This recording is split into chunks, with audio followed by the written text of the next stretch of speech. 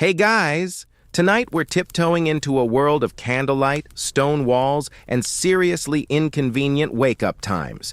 You're standing, no, let's say you're gently shuffling, in the chill corridors of a medieval monastery. It's that thin slice of night where it's too late to be up and way too early to be awake.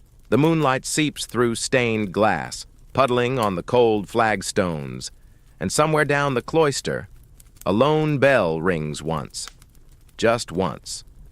Enough to stir something uneasy in your belly.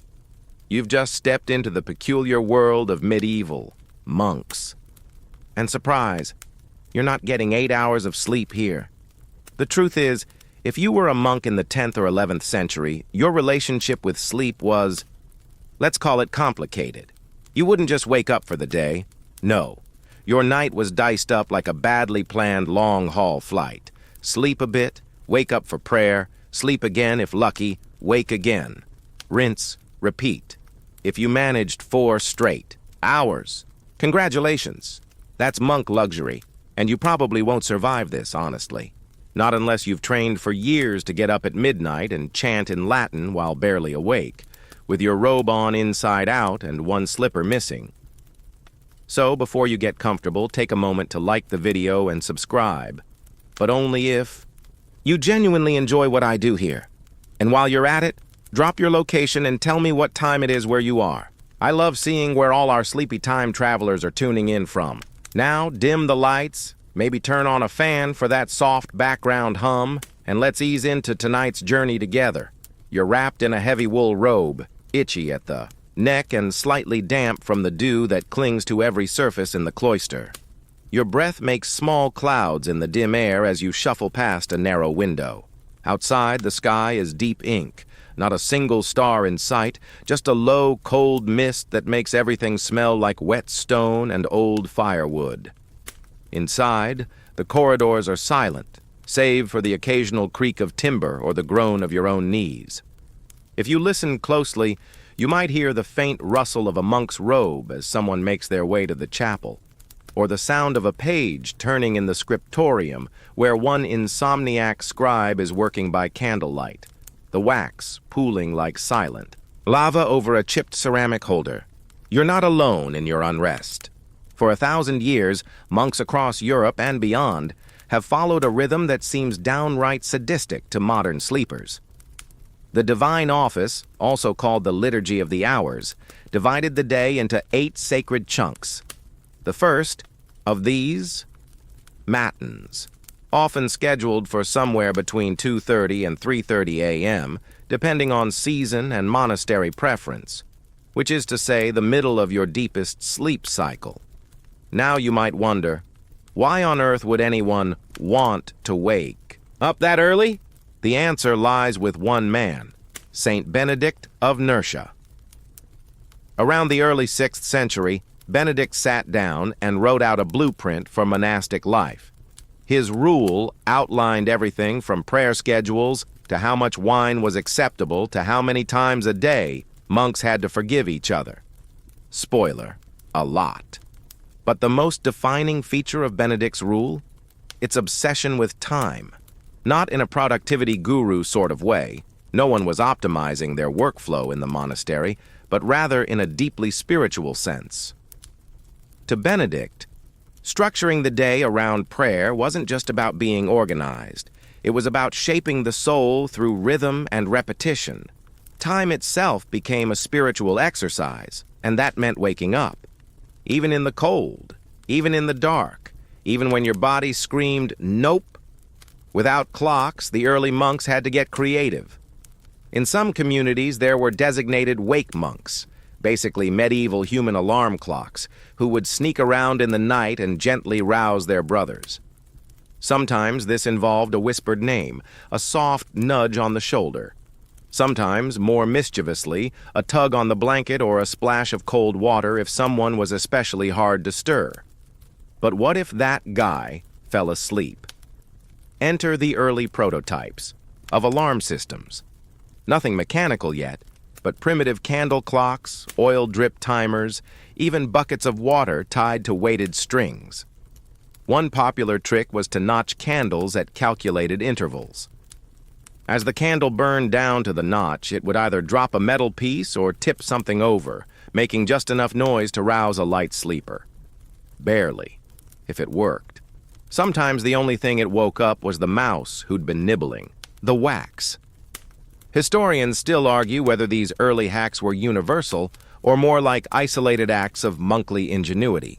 Some claim candle clocks were widely used. Others think they were more experimental, a few clever friars tinkering while everyone else just suffered. There's even a theory that monks began timing prayers by the amount of wax burned or the number of incense sticks used, using scent and light, not sound, as markers of time. Which sounds soothing until you realize that missing a prayer session wasn't just a scheduling error. It was a spiritual failure. And you couldn't just hit snooze on that. You walk slowly now, into the chapel, its air thick with centuries, of incense and cold stone breath. The pews are simple wood. The walls glow faintly in the candlelight. A brother is already kneeling, whispering prayers you can't quite hear. The bell will toll again soon. Just once. Just enough. And you, still. Half asleep must rise with it. The bell that shaped time isn't very big. It's not a grand cathedral monster that shakes the valley with its voice. No, this one is humble. Just a modest bronze bell, hung in a wooden frame near the chapel door. It's old, slightly lopsided, with a dull patina earned from countless damp winters and prayerful touches. But when it rings, just once, maybe twice, it slices the silence with a sound so familiar, so woven into the rhythms of monastic life that it feels like a heartbeat made audible. You hear it now, a single deep note, then nothing. That's all it takes. Every monk in this cloister knows what it means. Time to move, time to pray. The bell doesn't care if you were dreaming of roasted chestnuts or floating saints. The bell has spoken.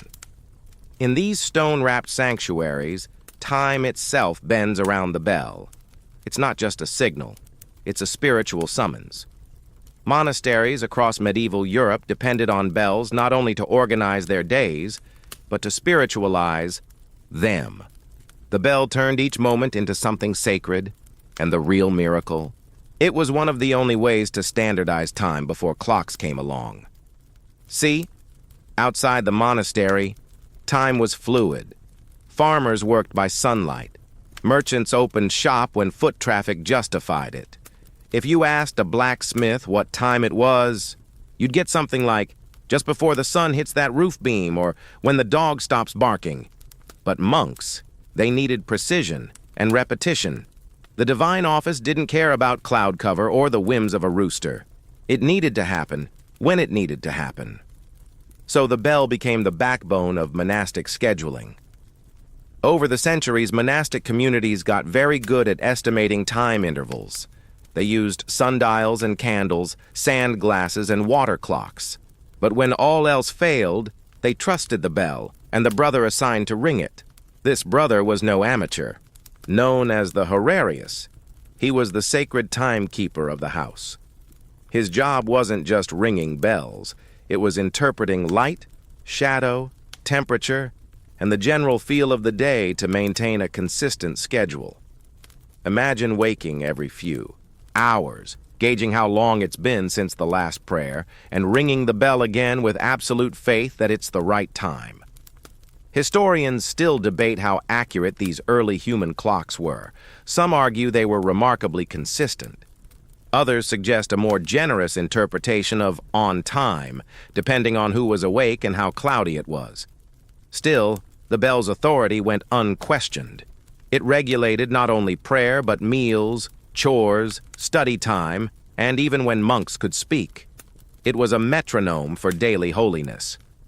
A tolling line between spiritual order and the creeping chaos of personal will.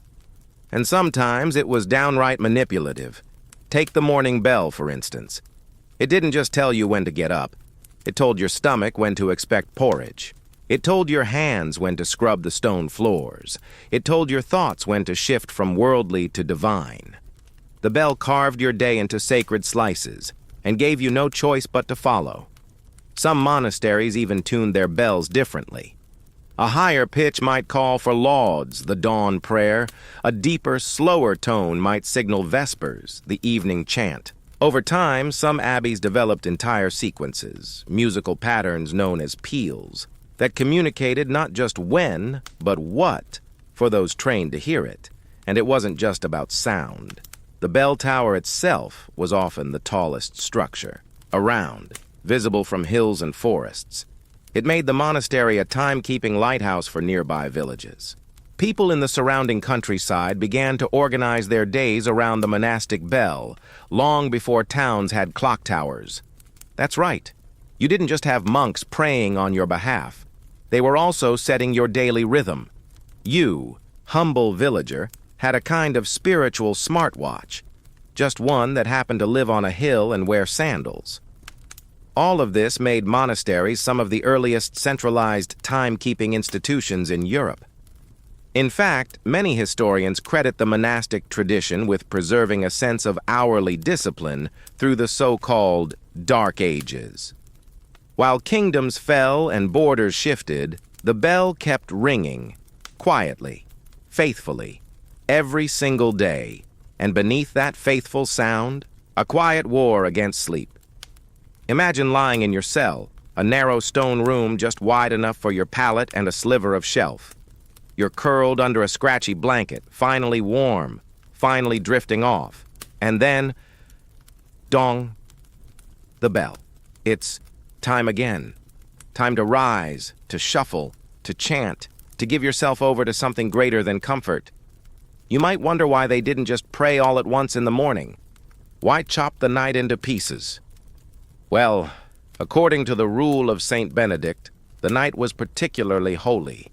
It was a time when distractions faded, when the soul was most open, when the mind, still blurry from dreams, could access something pure. Plus, Jesus was rumored to do a lot of praying at night. If it worked for him, it ought to work for everyone. But not all monks were saints about it. There are cheeky records, one from a 13th century prior in France, complaining about brothers who crept in late or mumbled their prayers half asleep. The bell might ring, but not everyone sprang out of bed with angelic zeal. And yet, despite the grumbles, the discipline endured. The bell tolled on, regardless of whether you loved it, feared it, or longed to toss it into the nearest bog. So tonight, as you ease deeper into your blankets and let the soundscape around you melt into a soft hush, imagine yourself sleeping, in a cell just below a chapel. You know that bell will ring. Maybe in an hour. Maybe in 2. But for now, just for now, you let your limbs go heavy. The bell owns your time, but sleep still belongs to you. There's a strange stillness in the middle of the night, an in-between hour that feels like the world is holding its breath. And that's exactly when you're expected to be upright, barefoot on cold flagstones, whispering psalms through a yawn. Welcome to the monk's midnight routine, equal parts spiritual devotion, biological confusion, and deeply questionable meal timing. It starts with the bell, of course, a single chime that ripples down the corridor like a polite ghost, nudging open doors and stirring straw beds. You rise slowly, joints stiff from the chill and dreams not quite shaken off. There's no rush, no one sprinting. Monks move like steam, slow and silent, winding their way toward the chapel with only candlelight to guide them. But let's be honest, not everyone is at their spiritual peak at 2:45 a.m. Some monks trudge in half asleep, robes backwards, lips moving in automatic rhythm. Others look wide-eyed and disturbingly chipper, like they've been up reorganizing the Psalter since midnight. There's always one. You just try not to make eye contact. And now comes the matins, the longest and most complex prayer session of the day, or rather night.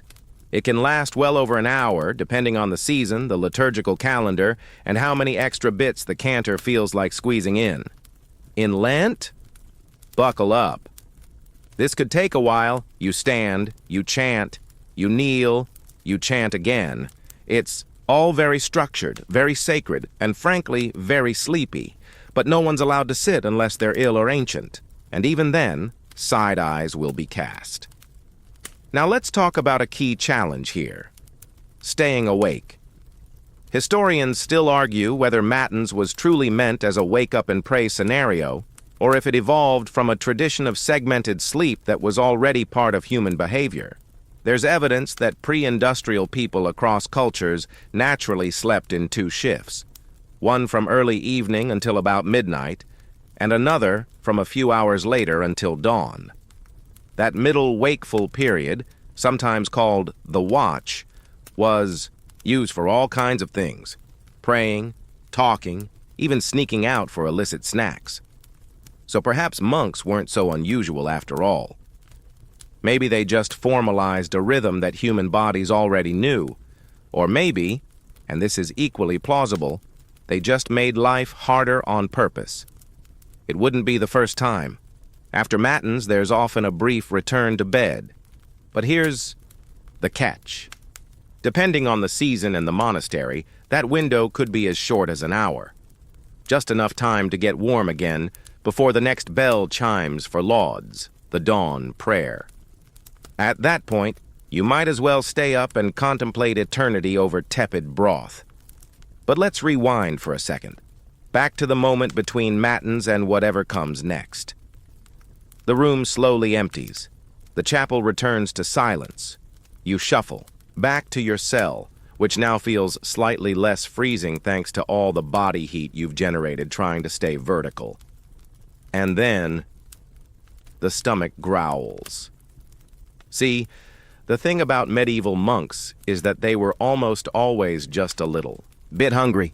Fasting was a huge part of the lifestyle, and while some days allowed for 2 modest meals, others restricted you to a single one, or none at all.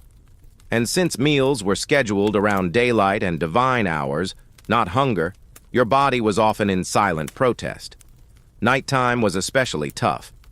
There were strict rules against sneaking food. But human nature being what it is, some monks got creative. There are scattered mentions in monastic records of brothers who were found nibbling in the cellars or hoarding apples under their beds. One particularly grumpy abbot in 11th century Normandy issued a whole sermon about the sin of chewing in secret, which sounds hilarious until you realize someone probably got demoted for a bite of cheese. This hunger wasn't just a spiritual test. It was a logistical puzzle. You had to pray on an empty stomach, sleep on an empty stomach, and yes, wake up for midnight matins with a stomach that felt like it was chewing itself. So what did monks do? Some developed routines to distract themselves, mental exercises, chanting, under their breath while walking back to bed, even reciting scripture in their heads until the hunger faded. One monk allegedly made up fake recipes in his mind to pass the time, things like honeyed carrot stew with a hint of river mint. No such stew existed, but imagining it kept his focus. Then there were the candles. Candlelight wasn't just for visibility. It was a form of timekeeping. Monks marked time by how far a candle burned down. Some clever souls even carved notches into wax columns, each marking about 15 minutes. It became a sort of slow, flickering clock, though not always reliable, especially if your candle dripped, bent, or got nibbled by a rodent. Yes, mice loved wax. No, they were not helpful. Still, a well-notched candle was a prized possession. It told you when matins would end. It told you how much longer until rest. And if you timed it right, it told you when the cook might be stoking. The kitchen fire for the morning meal. So here you are, back in bed, the taste of prayer still on your tongue, the echo of the bell fading. You pull the blanket close and watch the stub of your candle flicker beside you. You know the next bell is coming. But for now, just for a little while, you sink into a sleep that's heavy, half-earned, and entirely interrupted. The monastery is quiet again, but not for long. The rule of Saint Benedict, written around the year 516, is not exactly light bedtime reading, but tonight we're curling up with it anyway. Not the whole thing, mind you. Just the parts that explain why you, a thoroughly modern person who loves your 8 hours and possibly a heated blanket, would be dragging yourself out of bed in the cold medieval dark for the third time in a single night. You're doing it because Benedict said so. Saint Benedict's rule wasn't just a spiritual guide, it was a schedule, a philosophy, and let's be honest, an alarmist's dream. His goal was clear. Order the day around God, not the other way around. And that meant your sleep schedule had to make room for divine interruptions. Lots of them. Under the rule, the daily life of a monk was broken down into careful portions. Think of it as the world's most relentless planner. You'd wake up for matins in the middle of the night, shuffle through lauds at sunrise, hit prime around 6 a.m., and then move through the rest of the divine hours like a very sleepy chess piece on a holy board. Terce, sext, nun, vespers, and compline rounded out the schedule. That's 8 prayer sessions per day. 8. On top of meals, chores, manual labor, reading, and maybe, just maybe, a nap if your abbot was feeling generous. The rule was so influential that monasteries across Europe modeled their entire daily rhythms after it. And because the rule wasn't calibrated to seasonal daylight shifts, monks often found themselves waking up in pitch-black winter mornings, or even darker, winter nights, to keep things on track. Historians still argue whether Benedict himself envisioned such rigid interpretations. Some believe he intended flexibility, especially for monasteries in extreme climates.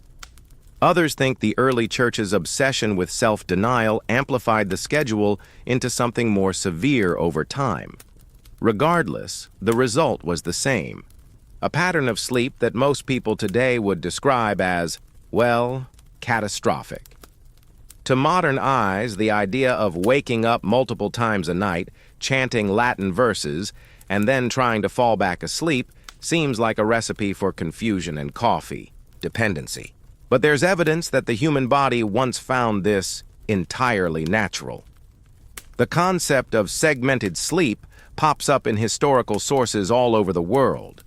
Before the industrial era and artificial lighting, people often slept in 2 distinct chunks. There was the first sleep, a few hours after sunset, then a period of wakefulness, anywhere from 30 minutes to 2 hours, before the second sleep carried them through to dawn. During that middle period, folks read, prayed, talked, or just lay there. It was a quiet, liminal time. One medieval English doctor even suggested it was the best moment for marital activity, because the body was rested but not yet fully alert. So when Benedict crafted his rule, he may not have been inventing an unnatural pattern, just spiritualizing an existing one. That midnight window became sacred, not because it was convenient, but because it was already a moment of mental stillness. Instead of idle thoughts, monks filled it with psalms. But still, Benedict's plan wasn't exactly kind to comfort. You weren't lounging between prayers. You were kneeling on cold stone, chanting through Psalms 1 to 108 in a weekly cycle. That's right, the full sweep of the Psalter, 7 times per week. Some monasteries went even further, reading all 150 Psalms every single day. That's not just spiritual dedication. That's vocal cord stamina. Add to that the need to be on time for every prayer, and suddenly you've got a problem. How do you wake up without fail, every night, at an hour when even the owls are rolling, over and muttering, 5 more minutes? Enter the ingenuity of alarm innovation, because if monks were going to follow the rule and do so faithfully, they needed tools. And in a world without mechanical clocks, that meant creativity. Some abbeys relied entirely on the internal body clock. Train the mind, and it will wake itself.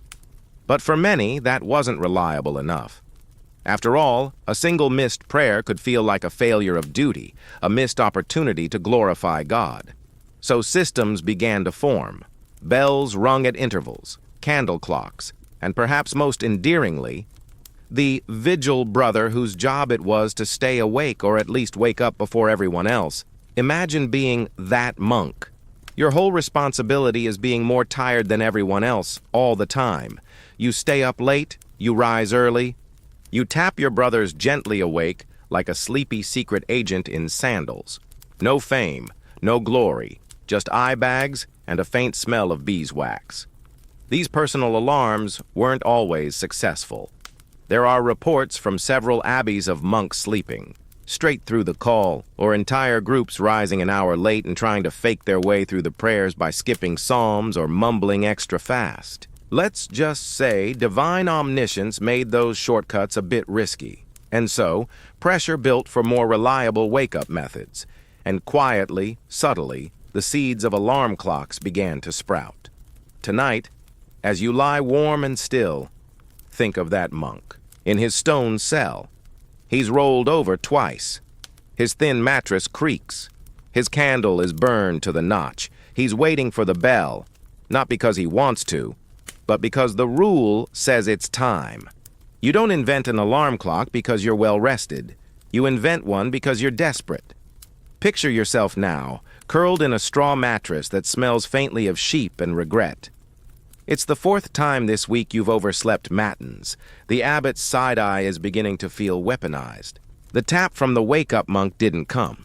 Or worse, you just slept right through it, dreaming about figs and warm bread while your fellow brothers mumbled prayers under flickering candlelight. You need a solution. And because you're a medieval monk with a surprising amount of spare time, when you're not praying, that is, you begin to tinker. This is how the story begins, not with the clanging of gears or the precision of springs, but with sleepy monks trying very hard to not disappoint Saint Benedict. The earliest monastic alarm clocks weren't clocks in the way we think of them. They were systems, routines, rituals involving wax, fire, and the occasional small disaster. Let's start with the candle clock. You take a long candle, often as thick as your thumb and nearly a foot tall, and carve evenly spaced lines along its length. Each notch represents a unit of time, maybe 15 minutes, maybe half, an hour. You light it at bedtime, and when the flame reaches the designated notch, it either burns through a thread, tips a weight, or drops a metal ball that clinks in a bowl. Voila, a primitive, flammable alarm. Does it always work? Absolutely not. Sometimes the wax drips too fast. Sometimes the flame flickers out. And sometimes your alarm is so subtle that it only wakes the mouse nesting in your robe. Still, for many monks, it was better than nothing. Historians still debate who first used this type of device in monastic settings. Some point to early Benedictine houses in northern France. Others think similar ideas appeared independently in India and China long before. Either way, it wasn't about originality. It was about necessity. Another solution? The water clock or clepsydra. These existed in ancient times but saw a revival in certain medieval monasteries. You set up a vessel with a small hole in the bottom, letting water drip at a consistent rate into a second container. When the bottom container filled to a marked level, plop, it triggered a float that rang a bell or tipped a weight. Ingenious, also finicky. Water pressure, temperature, and even the local frog population could interfere. But in the right hands, it worked. One particularly clever monk in 12th century Spain is rumored to have tied a small wooden paddle to his water clock system, which spun as it filled. The paddle turned a rod, which nudged a clapper, which rang a bell. Did it require more repairs than a medieval roof? Absolutely. But it bought him 90 minutes of relatively predictable wakefulness. And let's not forget the sand glass. While hourglasses were usually too imprecise for night waking, some monks used them to count time between psalms or to keep track of meditation periods. There's a story from Monte Cassino about a particularly enthusiastic monk who would flip his hourglass and pace in time with the grains falling, muttering prayers with each step. It was either very holy or very annoying, depending on your cell's proximity. But perhaps the most charming early alarm didn't rely on objects at all. It relied on community. In smaller monasteries, It wasn't uncommon for monks to agree upon a wake-up system involving mutual responsibility. Picture this. Your brother Simon. You've been tasked with waking brother Thomas, who wakes brother Peter, who wakes brother Hugh. If you fail to wake Thomas, the whole prayer domino effect collapses, and Hugh ends up muttering his psalms, in his sleep again. This system, while deeply flawed, did reinforce a kind of sleepy solidarity. Everyone depended on each other, and everyone forgave occasional failures, unless, of course, you were that monk who always claimed the bell just didn't ring loud enough. We see you, Brother Ambrose. There's even evidence that some monks began developing semi-mechanical wake boxes. Small contraptions that, when triggered by weight or time, dropped a pebble into a bowl or rang a bell on a pulley. These were often cobbled together from leftover tools, bits of iron, or carved wood. None survived intact, but references pop up in letters and monastic inventories, usually listed somewhere between 1 devotional candle and 3 jars of beetroot pickles. These inventions weren't just technological novelties, they were spiritual insurance. A monk's primary fear wasn't sleeping in. It was failing in his commitment to divine order. Oversleeping wasn't just embarrassing, it was a failure of duty, a break in the sacred rhythm. And for that, even a candle-based Rube Goldberg machine was worth the effort. Of course, none of this would have mattered without the unspoken tension behind it all, the expectation of perfection. The rule was clear, the prayers were fixed, and the time must be kept. Tonight, you lay your head down in a cell lit by a single flickering flame. You've notched your candle.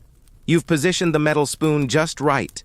If the wax melts as it should, the spoon will fall, hit the bowl, and the clink will echo just loud enough to wake you.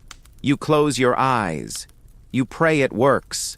Not just because you want to wake up for matins, but because you really don't want Brother Ambrose to gloat. You're dreaming about soup, again. Thick barley broth, maybe a turnip or two floating lazily in the middle, steam curling like the tendrils of incense from a chapel censer. It's warm, earthy, and deliciously imaginary.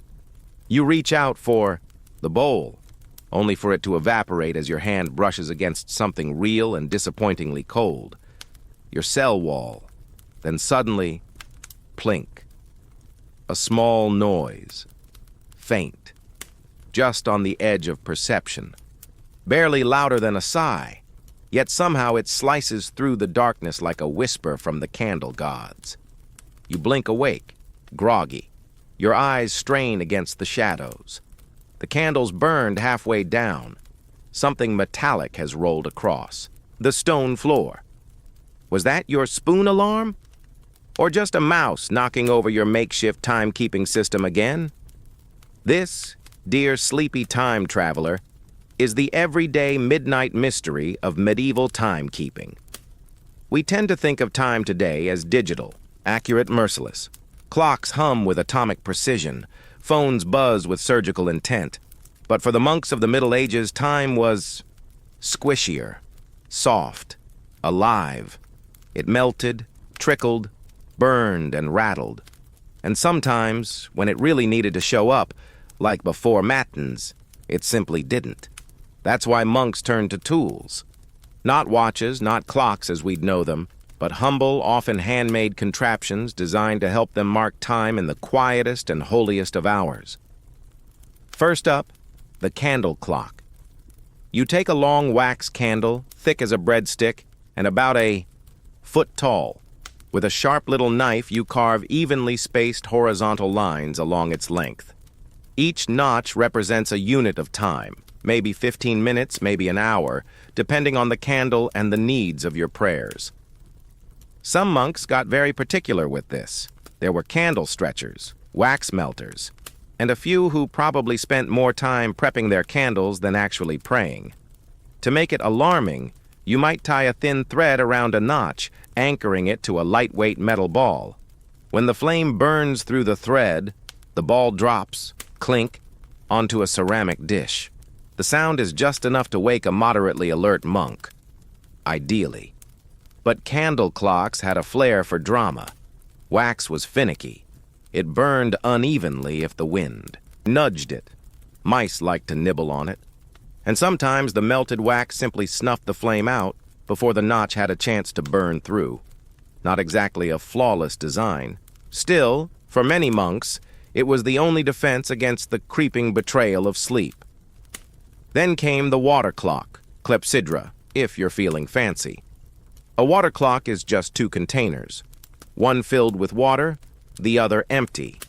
You poke a tiny hole in the bottom of the full one and let water drip into the empty vessel below. As it fills, the rising water level could nudge a float tied to a string, which might eventually ring a bell, nudge a spoon, or tip a small wooden block.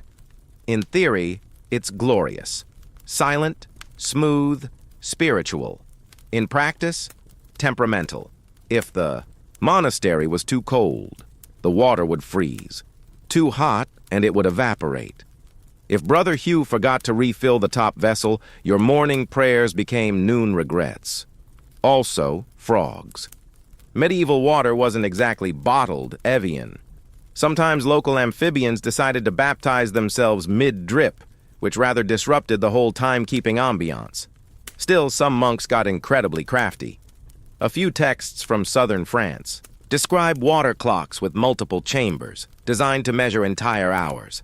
There are whispers of weighted pulleys and gently turning wooden arms.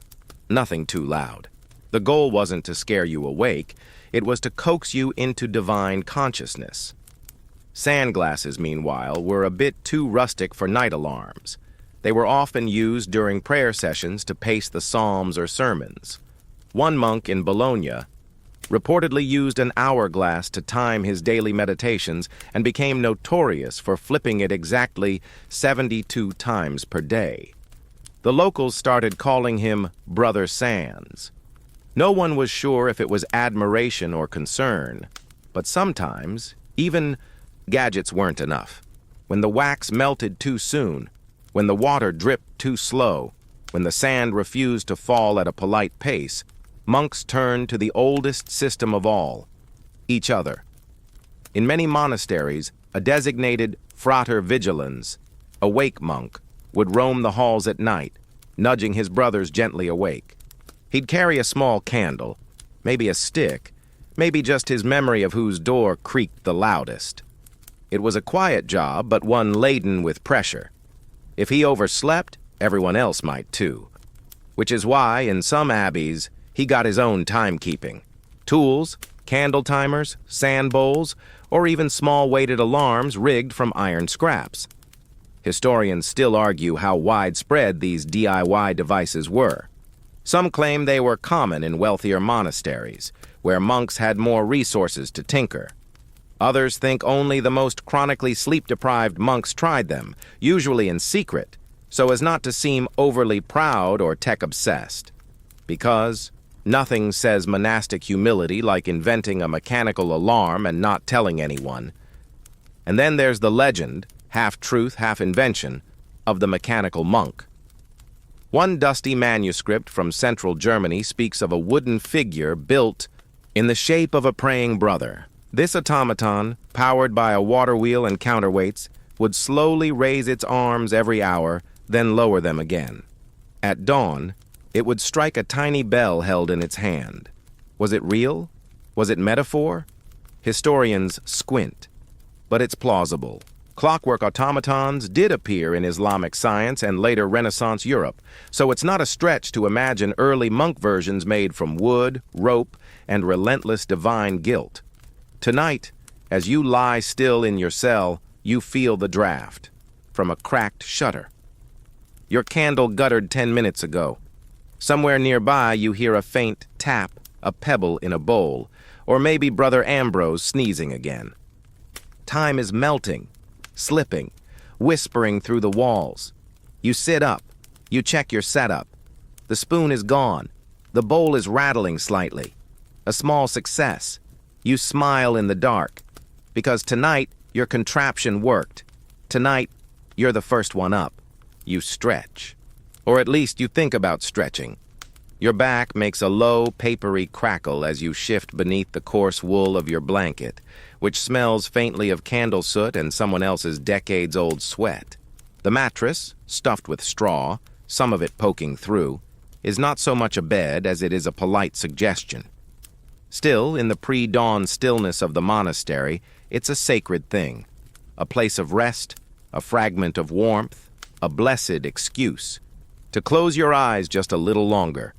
But your eyes don't stay closed, because your carefully rigged candle alarm, thread, spoon, ceramic bowl, and all, has done its noble duty. Clink. A sound soft enough to be kind, but insistent enough to mean business. You're awake. Matins is behind you. Lauds awaits. There's no going back now. You sit up slowly, letting your feet find the cold stone floor. You listen, and then you realize there's no rooster. Now that might not sound strange to a modern ear, but if you were raised in a farming village, most monks were. You'd expect to hear the guttural crow of some overconfident bird announcing the dawn like it was his personal achievement. But in this place, silence. No clucking, no fluttering, no self-important cock-a-doodle-doo to pierce the stillness. Why? Because in many medieval monasteries, roosters were banned. Yes, that's right. Banned. You see, while the rooster is celebrated in folk tradition as nature's timekeeper, monasteries had a very different opinion. In a world trying to organize itself around divine silence and sacred precision, a squawking bird who followed his own chaotic internal clock was not just a nuisance. He was a liability. Historians still argue how widespread this no rooster policy really was. Some abbeys were more rural, less strict. In those places, a rooster or two might have been tolerated, especially if the monks were responsible for tending gardens or livestock. But in stricter Benedictine houses, particularly the large formalized ones, roosters were viewed as loud, disruptive, and embarrassingly unspiritual. Why? Because roosters didn't care about the divine office. They might crow during Compline. They might stay quiet during Prime. They certainly weren't trained in the Psalter. Worse yet, they had a flair for the dramatic.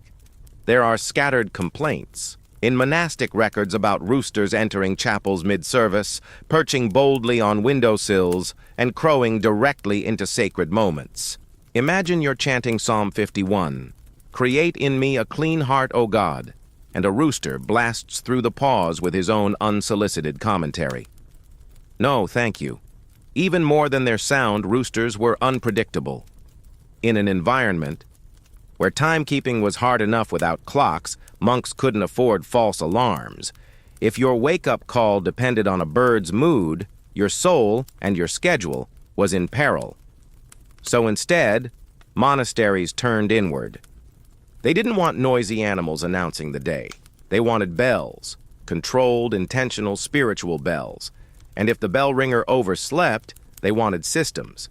Candle clocks, water clocks, sand glasses, weighted pulleys, even just one. Very nervous brother assigned to stay up and knock on doors in the dark. The bell, not the bird, became the true voice of time. Now it's worth noting that the rooster wasn't without symbolic value. In Christian tradition, the rooster is associated with both betrayal and redemption. Think of Peter denying Christ 3 times before the cock crowed. Some monasteries even placed rooster weather vanes on their towers as a symbol of vigilance and repentance. But putting a rooster on your steeple is very different from letting him strut through your cloister like he owns the place. Also, there's the matter of cleanliness. Chickens are messy. They scratch, they peck, they drop things. And in a monastery, where cleanliness was part of the moral order, the last thing you wanted was feathered chaos in your orderly world of manuscripts, incense, and midnight discipline. Dogs, rare. Too loud, too affectionate. Cats? Sometimes allowed, if grudgingly, because mice and rats were a plague on sacred books. But even they had to behave. There's an old Irish poem written by a monk about his cat, Pangur Ban and the two, of them working side by side, he at his manuscript, the cat at its mouse. But Pangur, unlike a rooster, didn't sing. Tonight the courtyard is still. The sky has shifted from deep black to bruised violet. You hear no crow, only the faint hiss of morning dew hitting warm stone, the rustle of another brother rising, maybe the soft clatter of sandals against wood, and then, from the bell tower, the real sound of morning. One deep chime, then another.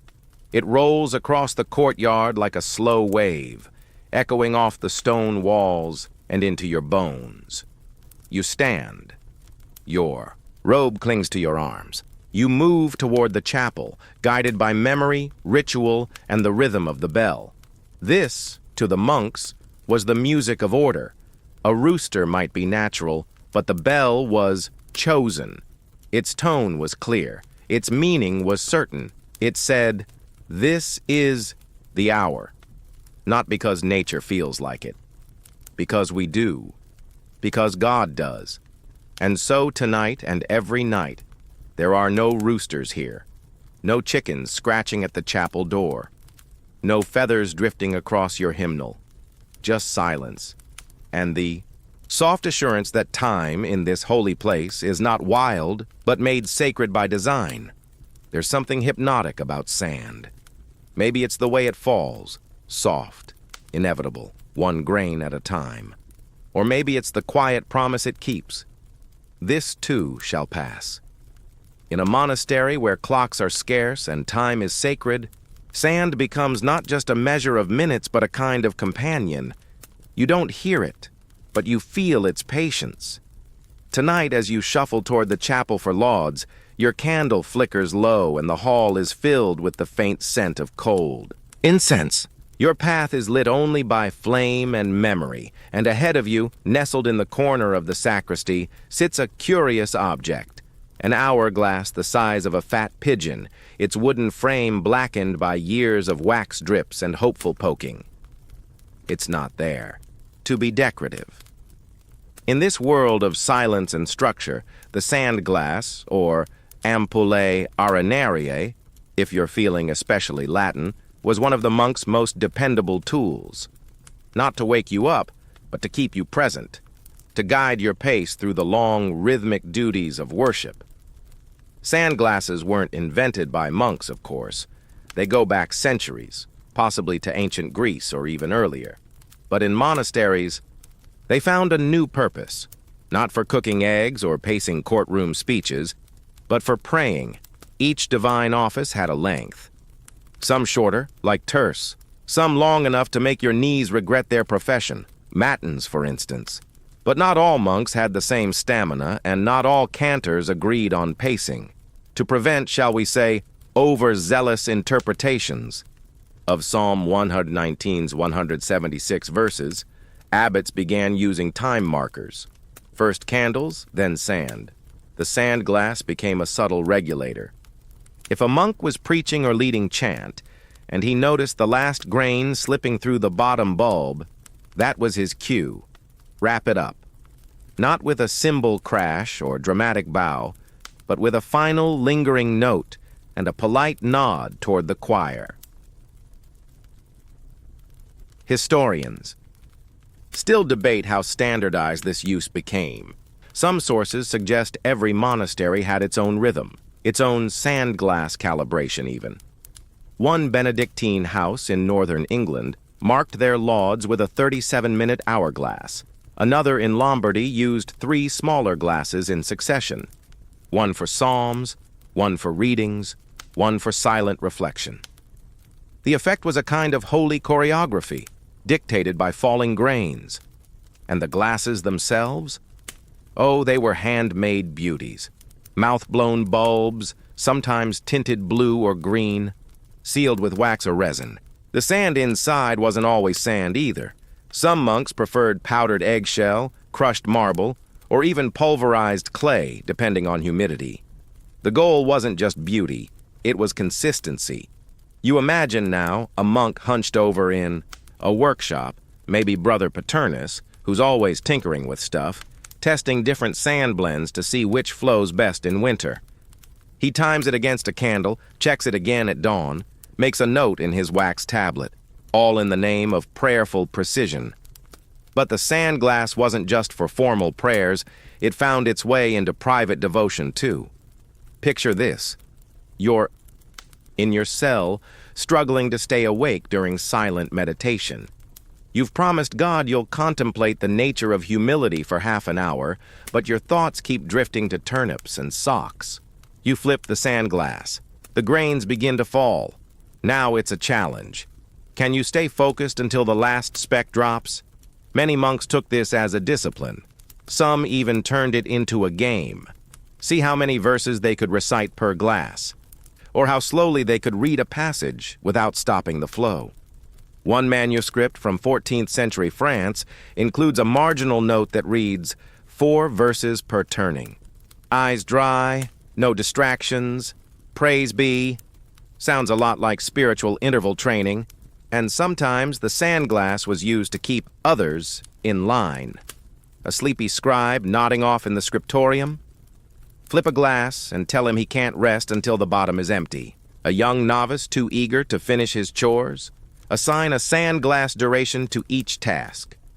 You may scrub the floor, Brother Giles, until the glass runs out.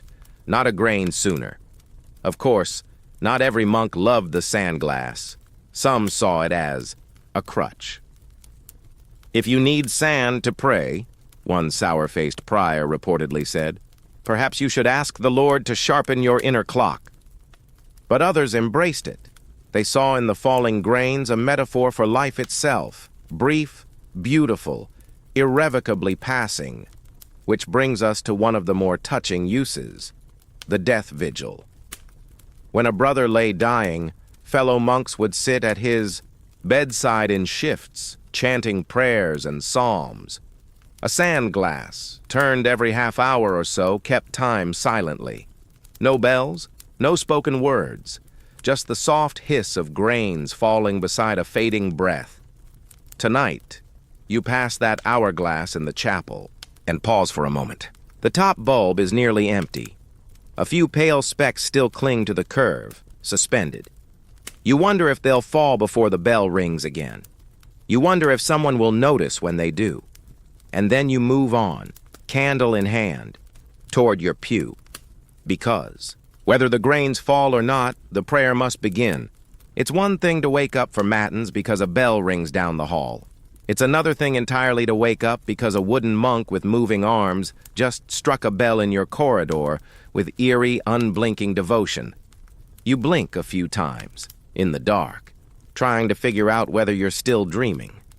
Your straw-stuffed mattress crunches under your weight as you sit up. In the candlelight, you see it again. There, in the corridor near the chapel door, is a figure. A monk. No, wait, that's not a person. That's wood. And it just moved. Its arm lifts slowly.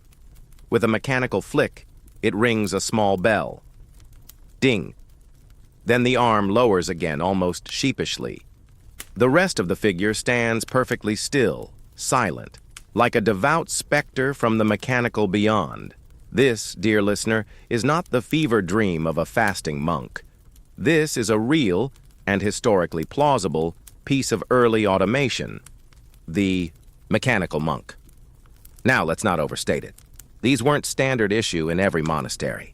You weren't likely to find one hanging out by the soup cauldron or giving confession. But the idea of them? Oh, it absolutely existed.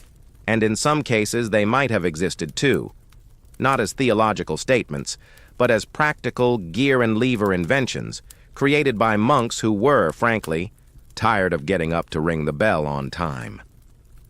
The most famous example of such a creation came centuries later, in the 16th century, and lives in the realm of both miracle and machinery. Built by Juanelo Turiano, engineer to Charles V of Spain, this particular automaton was designed to honor a miraculous healing the emperor received. The result? A small mechanical monk that could walk in circles, beat its chest in penance, and move its lips as though in silent prayer. It was made of wood and wire, powered by a spring-loaded mechanism. Turiano's monk was an engineering marvel, part puppet, part penitent.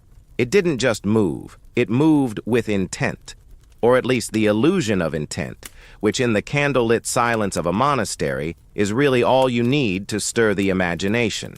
Historians still argue whether Turiano's monk was truly the first of its kind or merely the most complete to survive. Some suggest it was the culmination of centuries of smaller ideas, bell-ringing devices, weight-powered alarms, and humble gear-driven tools built by monks themselves. Because make no mistake, medieval monks were clever, and they had the perfect environment to be tinkerers. Think about it. Monks had time. They had access to manuscripts, tools, basic metallurgy, and above all, an obsessive need to maintain order. The divine office didn't keep itself. If someone was too ill or too sleepy to ring the bell, that was a problem. A missed prayer wasn't just an inconvenience, it was a break in the sacred rhythm. It was a moment lost to chaos. Enter the idea of a wooden monk who didn't need sleep, a brother of pine and patience, someone, or something, that could stand in the hall, lift an arm, strike a bell, and remind the rest of the monastery that it was time once again to speak with God. Of course, most of these early monks were likely quite rudimentary. We're not talking about full humanoid robots wandering around with prayer books. We're talking about simple frames, a carved arm attached to a pulley connected to a descending weight, perhaps triggered by a water clock or candle. At the appointed hour, the weight dropped. The pulley turned, the arm lifted. Ding. Mission accomplished. These devices wouldn't have been called robots or even automatons. They might simply have been known as the bell arm or the wooden brother.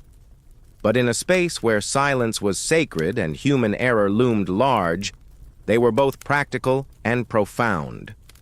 One 13th century document from a monastery in what is now Belgium mentions a wooden figure which strikes the bell at the hour of nocturnes, though it's unclear whether this was literal or poetic. Another from 14th century Austria describes a device built with levers to ensure the bell rings at the precise moment without human touch. Again, vague, but tantalizing. And there's even a tale, half history, half campfire story, of a monastery where such a device malfunctioned, ringing the bell every 15 minutes for 3 straight days until a confused abbot ordered it dismantled and thrown into the river. The monks reportedly prayed over it before doing so, just in case it had developed a soul.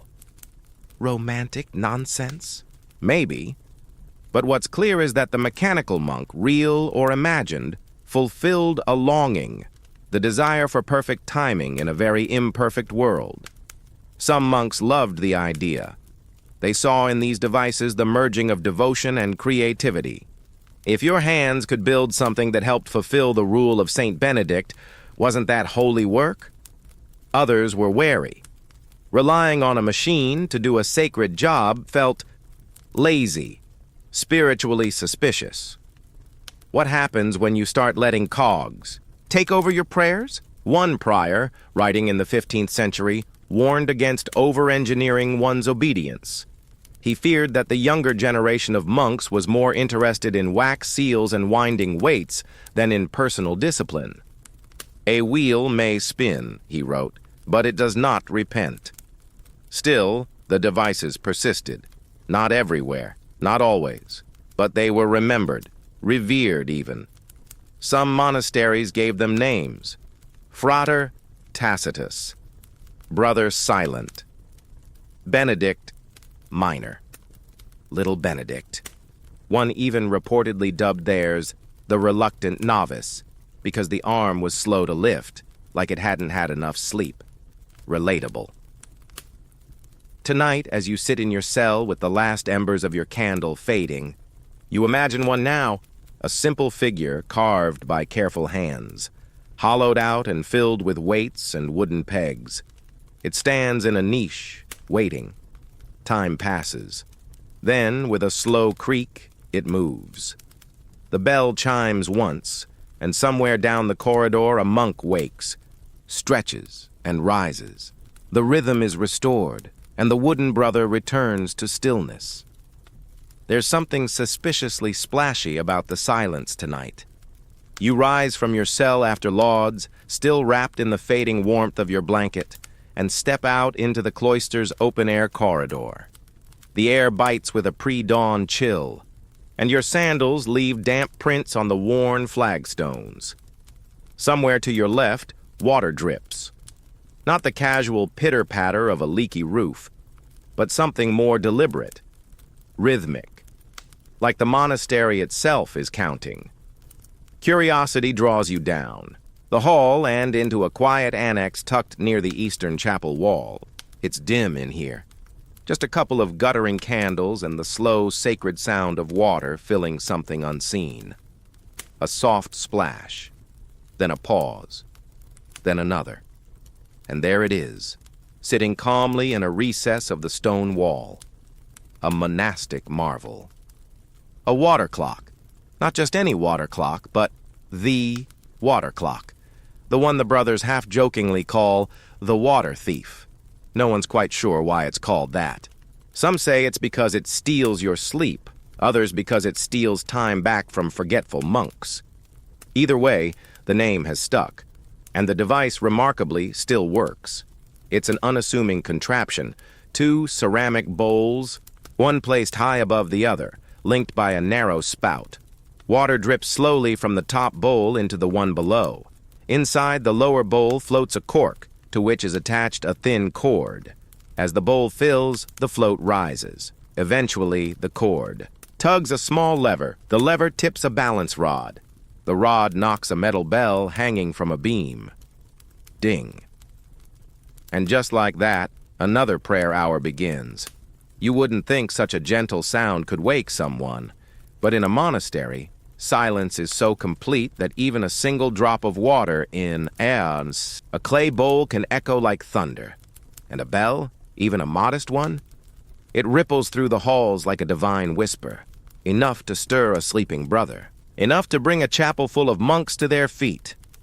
The water thief, or something like it, may have originated here at Cluny Abbey, one of the most influential monasteries in medieval Europe.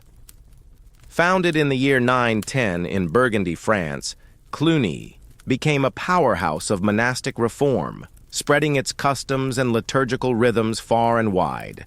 At its height, it governed over 1,000 priories. And to coordinate all of this prayer, labor, and study across dozens of regions, the monks of Cluny turned to timekeeping. Not for money, not for trade, for God. Historians still debate the origin of Cluny's famed water clocks. Some argue that they were adapted from earlier Roman clepsydrae, whose designs were preserved in monastic libraries. Others suspect influence from Islamic water clocks, which by the 10th century were marvels of precision and complexity. In Al-Andalus, engineers like Al-Muradi had already described devices using floats, levers, and rotating dials, clocks that chimed, displayed zodiac signs, and even moved figurines. Did the Cluniacs know of these? Did a traveler or scribe bring back a sketch? Or did they invent their own version, working purely from a monk's need to never oversleep again? No one's quite sure. But by the 11th century, written accounts mention hydraulic mechanisms that allowed the monastic bell to ring without a brother's hand. Of course, it wasn't perfect. The water thief was notorious for its little rebellions. In winter, the water could freeze. In summer, it evaporated too quickly. One monk, in an especially cranky margin note, complained that the clock dripped with the timing of a drunkard. Another scrawled, "If it rings before the psalm ends again, I shall throw it in the fish pond." But despite its flaws, the water thief endured. In part because it didn't just keep time, it embodied it. Time in a monastery wasn't mechanical. It was tactile, sensual, almost alive. It dripped, it flowed, it filled and tipped and rang. The monks didn't just obey time, they listened to it, smelled it in burning candles, felt it in the cold stone, herded in bells and bowls, and unlike sundials, which disappeared in fog, or rooster crows, which had a flair for the dramatic, water clocks could work through the darkest hours of night, silently, reliably, maybe even a little devoutly. Some monks even took to watching the float rise, meditating on its slow journey upward. A metaphor for the soul ascending toward God, they'd say, or, more cynically, a sign that breakfast was one drip closer. There were innovations, too. Some monasteries added secondary floats to activate candles. Others connected their clocks to sand timers, using one to verify the other's accuracy. A particularly elaborate version in a 12th century German abbey reportedly rang different bells depending on the hour, high tones for matins, low ones for compline. Still, no matter how complex they became, the principle stayed simple. Measure. Time with water, trust the float, hear the bell, rise to pray. Tonight, as you stand beside the water thief, you feel its breath. Each drop lands in the bowl with a sound so soft, so steady, it begins to match your heartbeat. You don't rush, you don't count, you simply wait, and then, plink, the float tugs the cord. Click, the lever tips. Ding, you close your eyes. Somewhere, feet shuffle. A door opens. The chapel light brightens slightly. The water thief has spoken, and once again the sacred rhythm flows forward. You think you're doing well.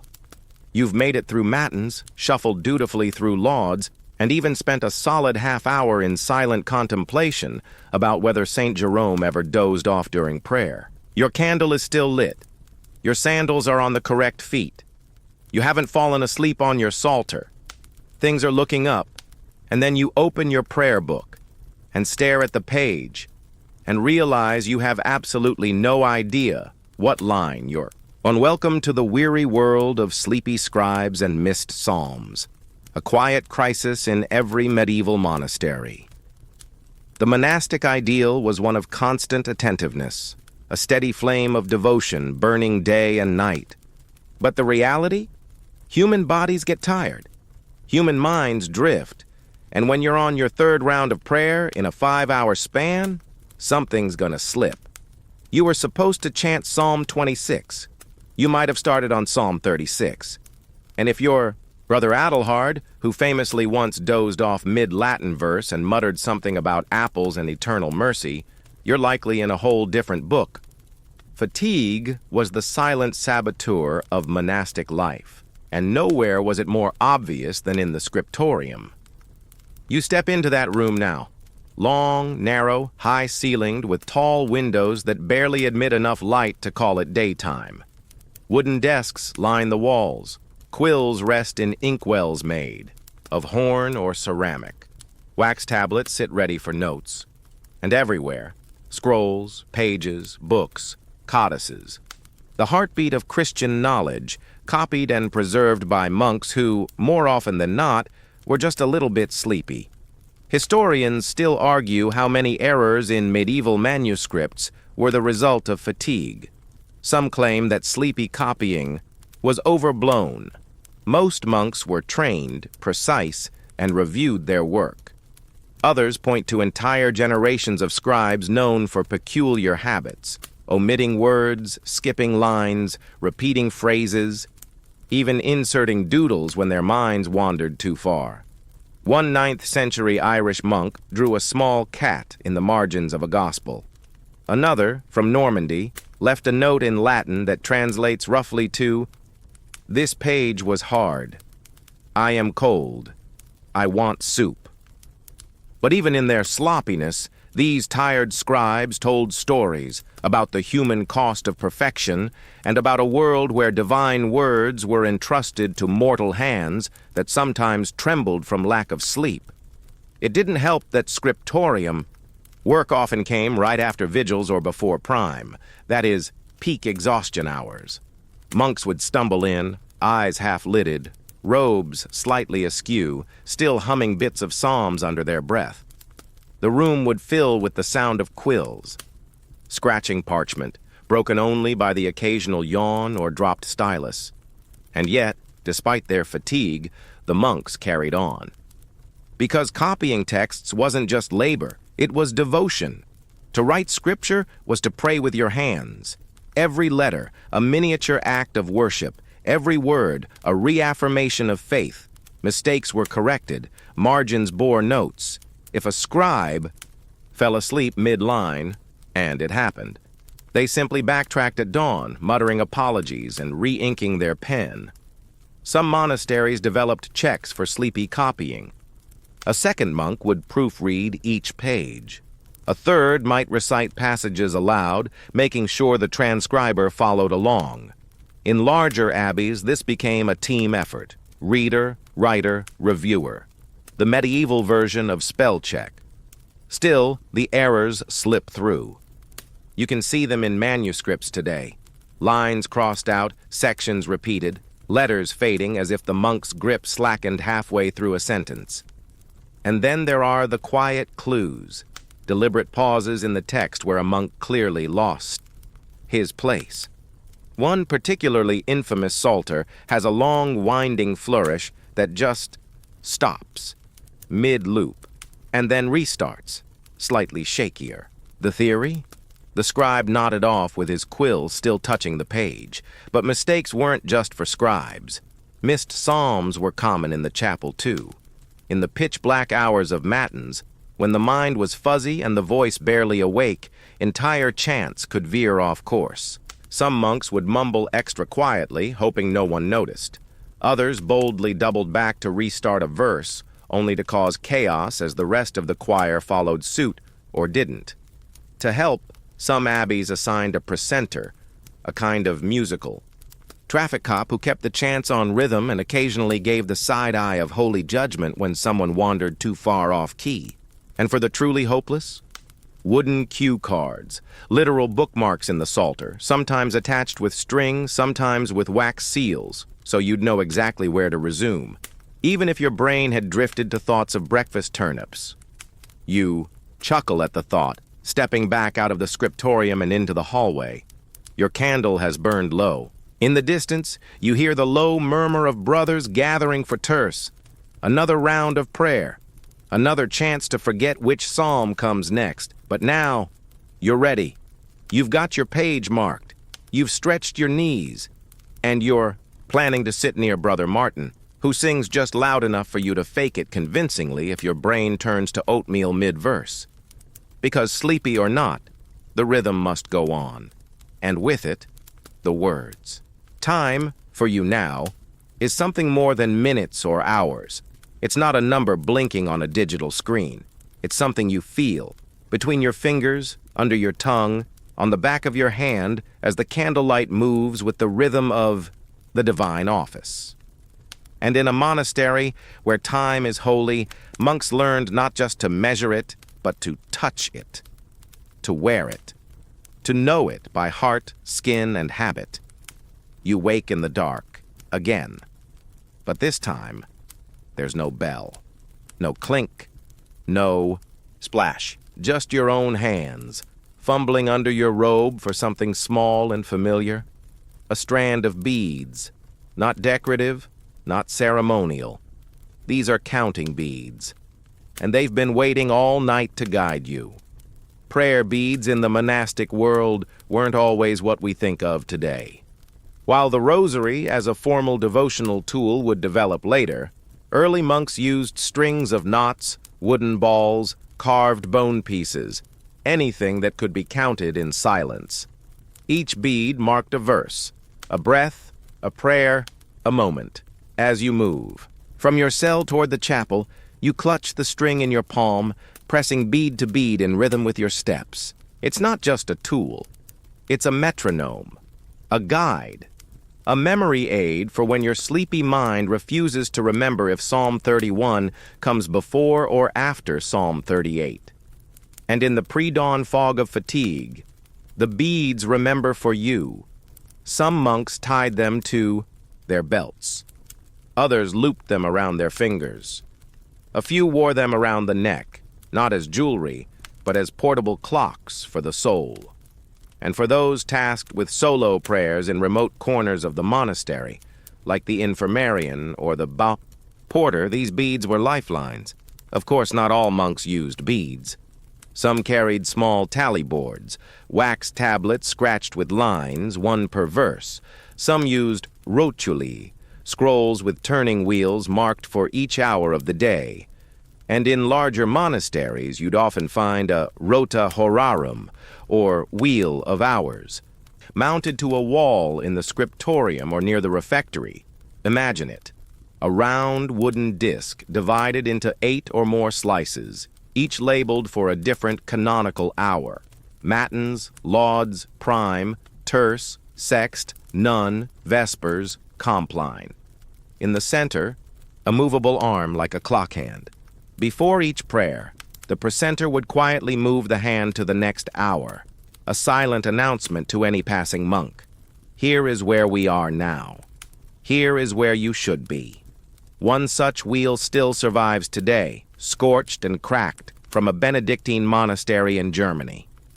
Its hand was reportedly moved using a weighted pendulum and a string that ran through the wall, so even from a hidden passage, time could be shifted forward.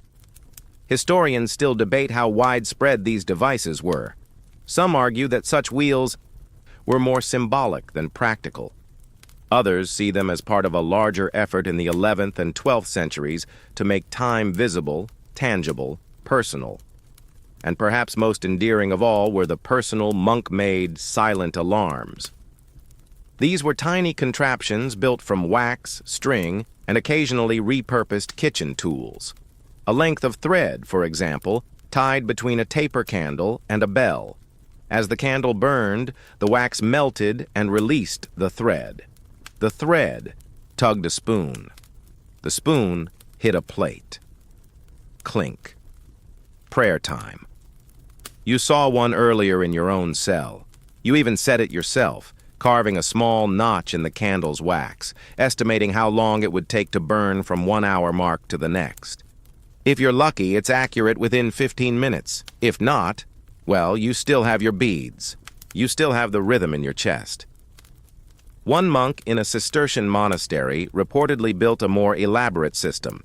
A candle burned through a thread that dropped a stone onto a tiny spring, which then popped a cork from a bottle, producing a surprisingly loud pop that startled more than one sleepy brother into divine consciousness.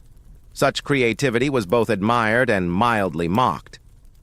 Brother Thaddeus the Clockmaker was both a title of affection and occasional exasperation.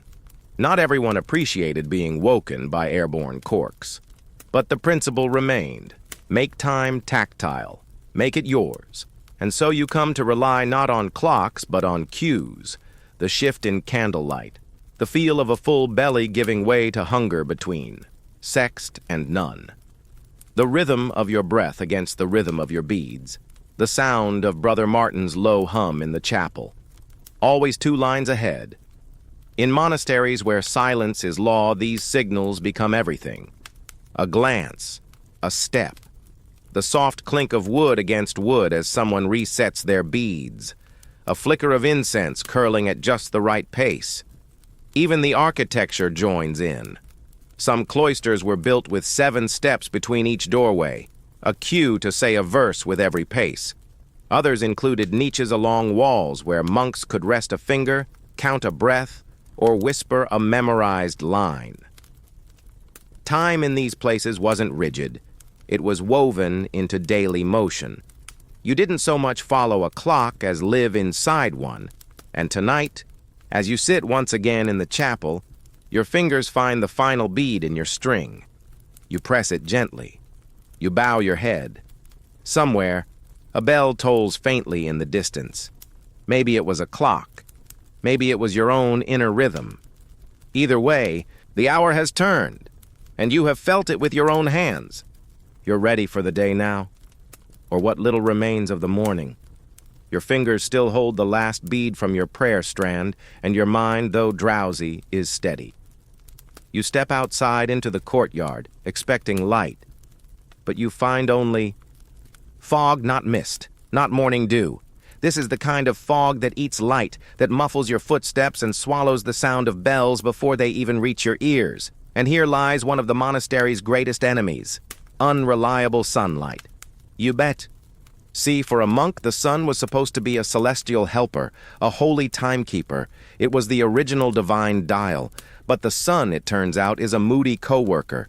Sometimes it's blocked by storm clouds, sometimes it's late in winter, and sometimes, as you're seeing now, it doesn't seem to exist at all. That's when things got interesting. Monks couldn't just shrug and guess. The rule of St. Benedict didn't include a clause for close enough. And so, in the absence of visible light, they developed strange, sometimes borderline absurd methods of estimating time. One method? Mold, yes, mildew. A particularly observant monk in 12th century England noted that the pattern of condensation and mold growth on the north-facing wall of the chapel changed depending on the hour. When it grew slick and shiny, it was likely nearing prime. When it was dry and crumbly, none had probably passed. Another trick: chimney smoke. In the kitchens, if the rising smoke hit a certain windowsill just so, the brothers estimated it was time for sext. If it curved slightly to the left, terse. Slightly to the right, time to clean something. Still, these were, let's say, interpretive methods, more folklore than science, which is why most monasteries leaned hard on internal timekeeping systems, regardless of what the sky was or wasn't doing.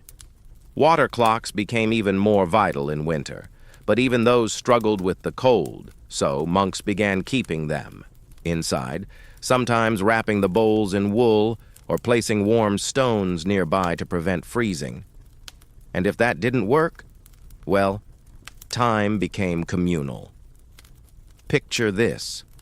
A monk stands in the middle of the cloister, peering up at the sky with theatrical squinting. "Definitely prime," he declares. Someone else disagrees. A mild theological debate ensues. Meanwhile, another monk, let's call him Brother Practicalus, just lights a candle, checks his bead strand, and mutters, "I'm praying either way." Historians still debate how much guesswork was actually tolerated. Some argue that monks were far more precise than we give them credit for, using everything from shadow markers on walls to the habits of birds to anchor their schedule. Others suggest that even the strictest houses had to relax the rules occasionally, if only because the fog refused to play along. One 14th century account from a German monastery includes a humorous entry. "This morning we began lauds 2 hours late. The sun, it seems, took offense at our soup last night and refused to rise. Of course, fog and weather were only part of the problem. Monasteries also had to contend with geography. In high mountain regions, sunlight might not reach the valley floor until mid-morning. In coastal areas, salt haze could obscure the sun for days. And in the far north, well, let's just say no one was thrilled about calculating Compline during a polar night. To cope, some monks developed what you might call time sensitivity training. They conditioned themselves to wake and pray based on internal cues, body temperature, stomach growls, or even the way their breath looked in the cold air. One record from a Benedictine house in Normandy notes a monk who could divine the hour from the taste of air on his tongue. Whether that's fact or poetic exaggeration, we may never know, but it paints a vivid picture. Another strange but true method: candle counting. In some monasteries, the number of candles remaining in the main candelabra served as a loose clock. As each candle burned down, the prior would quietly replace it, maintaining the count. If you walked into chapel and saw 6 lit instead of 8, you knew you were late, or early, or possibly in the wrong day entirely, and then there were sound cues. Not bells, but birds. Some monks swore they could tell the hour by the song of certain birds outside the cloister. A lark at dawn, a dove near sext, a nightjar crooning during Compline. This was especially popular among monastic gardeners, who already kept tabs on the habits of nearby animals. But again, birds lie. Sometimes they sing out of order. Sometimes they just stop. One brother recorded in his diary, "The robin failed to appear today. I suspect he has joined the Franciscans." Even more desperate measures included following the pace of wax drips, the cooling rate of heated stones, or the sogginess of wet laundry hung the night before. If your robe was half dry, it was likely time for none. If it was still soaked, you'd overslept. Welcome to monastic weather forecasting by sleeve. Tonight, as the fog thickens and the stars retreat, you find yourself relying not on sky or bell, but on your own inner rhythm. Your steps fall into familiar cadence. Your prayers follow. You pass a cold wall, glance at the mold, and smile. It's definitely close to terse. Probably. And even if it's not, you're already walking toward the chapel, just in case. Tonight, the monastery is quieter than usual. Not just hushed in that reverent, candle-lit way, but silent. So silent, in fact, that you can hear your own heartbeat echo softly in your ears. The fog hasn't lifted. The air is damp and heavy. The bell, if it rang, didn't carry. You shuffle into the chapel on instinct, unsure if you're early or late. No one speaks. The psalms begin, low and slow, the chant meandering like a sleepy stream. You try to follow. But a few verses in, you notice something. The brother next to you is off, one line ahead. No, 2 lines behind.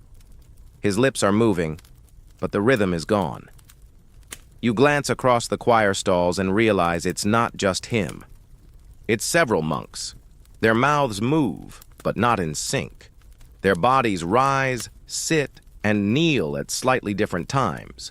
A few are clearly guessing, and in the back corner, old Brother Gervais hasn't moved at all. He didn't hear the bell. Welcome to the world of silent bells and the dilemmas faced by monks who couldn't hear. Hearing loss in a medieval monastery wasn't rare. It could come from age, from illness, from decades of chanting in echo-prone chapels that bounced sound like marbles in a stone basin. And when your entire life is structured around sound, when bells are your only timekeepers, that silence can become disorienting, even isolating. But monks adapted, always. In many monasteries, special accommodations were made, quietly, gently, and with the kind of communal care that made these places not just spiritual fortresses, but sanctuaries for all kinds of frailty. Take Brother Gervais, for example. He lost most of his hearing years ago. The bell tower, once his guide, became a memory. But instead of being excluded, he was assigned a bell companion, a fellow monk, usually someone younger, who would sit beside him during prayer hours and offer discreet physical cues. A light tap on the knee, time to rise. A gentle nudge to the shoulder.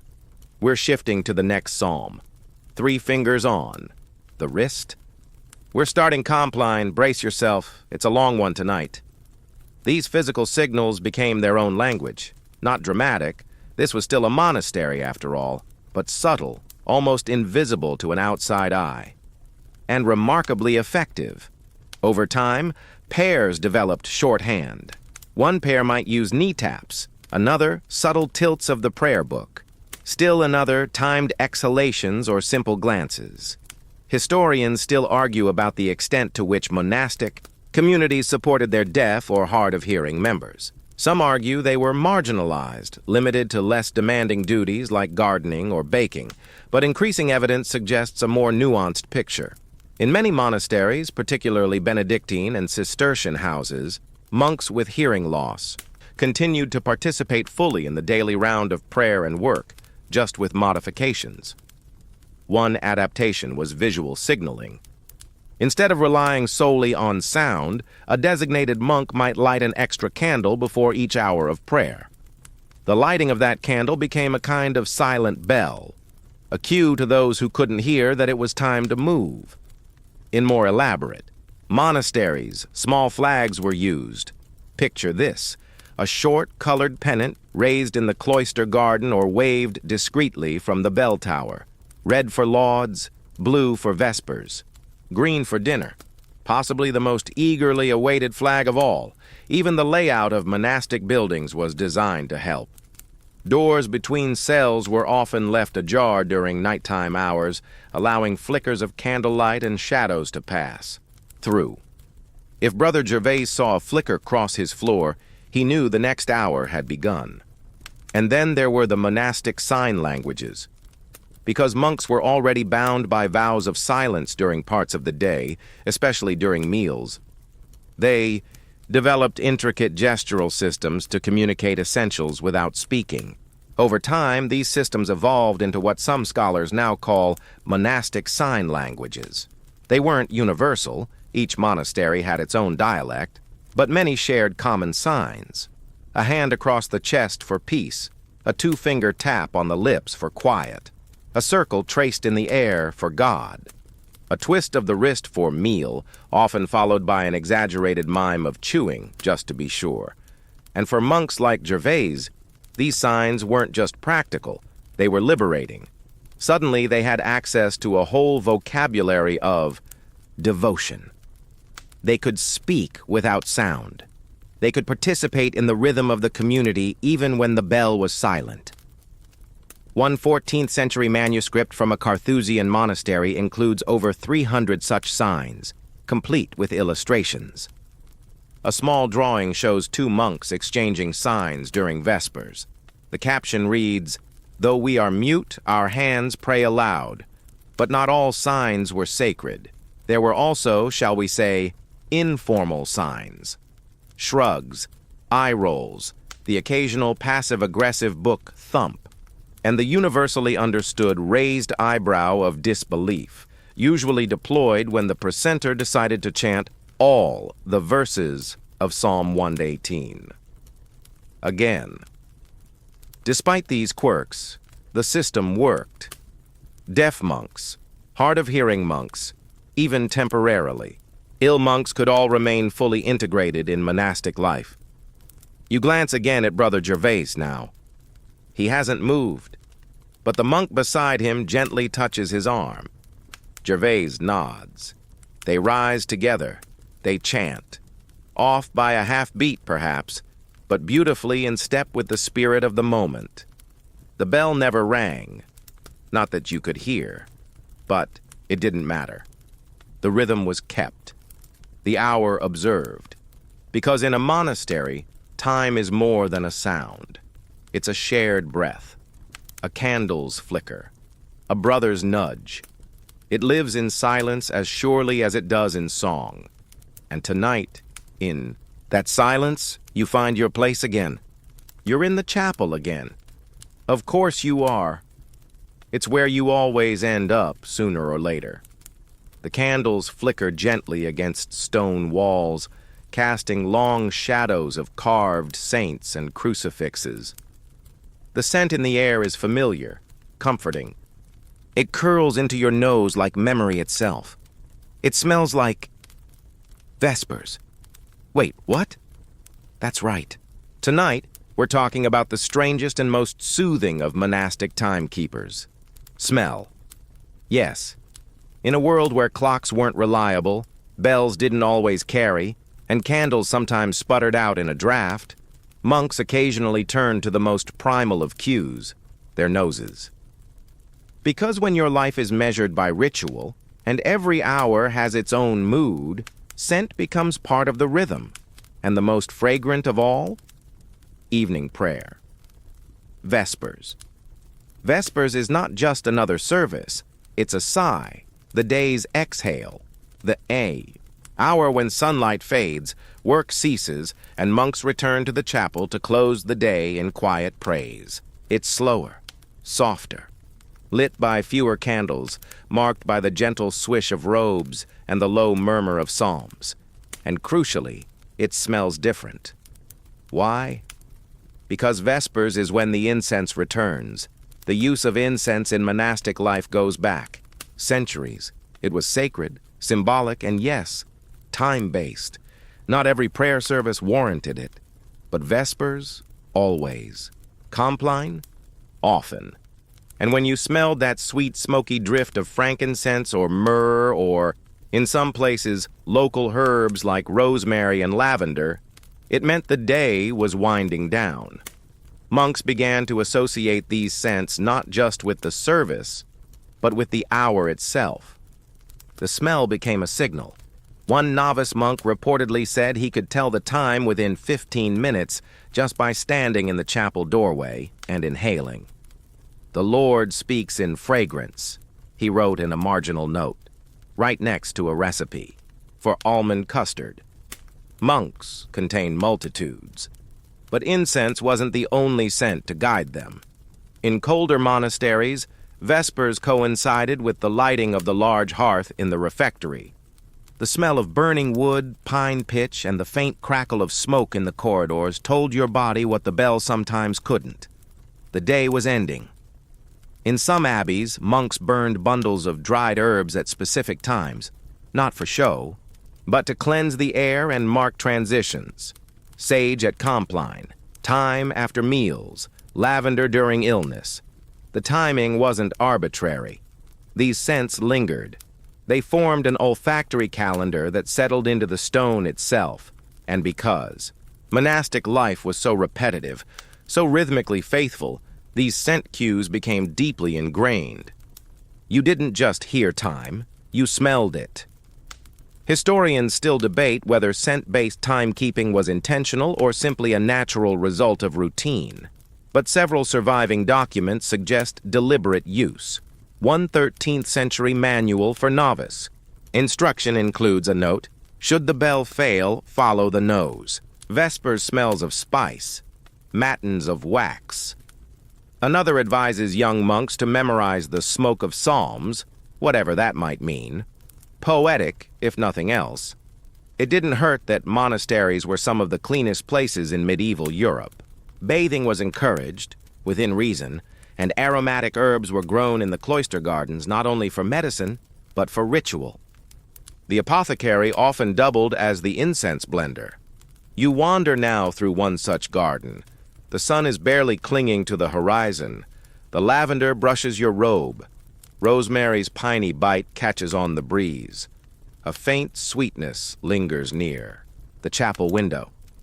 It's frankincense, most likely, burned in preparation. You feel your body relax, not because someone rang a bell, not because of a clock, but because your senses remember. This is the hour of winding down. One document from a Camaldolese hermitage even mentions a curious experiment. Monks were given scented pouches with herbs corresponding to each prayer hour. Lavender for lauds, chamomile for sext, sage for none. These were meant to carry the rhythm, even if one was isolated or too ill to attend chapel. Monastic aromatherapy, if you will. Did it work? Apparently. The same document says several. Monks reported more restful sleep and smoother recitation, which is perhaps the most monk-like review imaginable. Of course, not every scent was holy. The kitchens had their own schedule and their own distractions.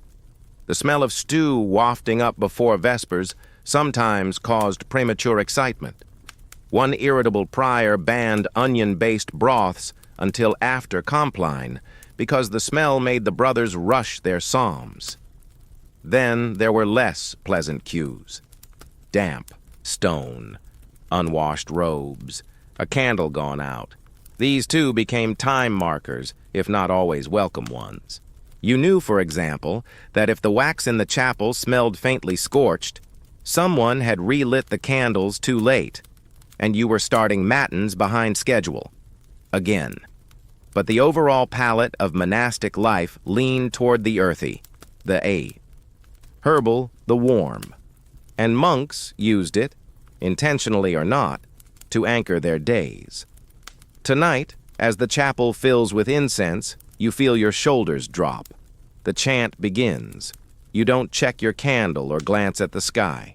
You know what time. It is because Vespers smells like home.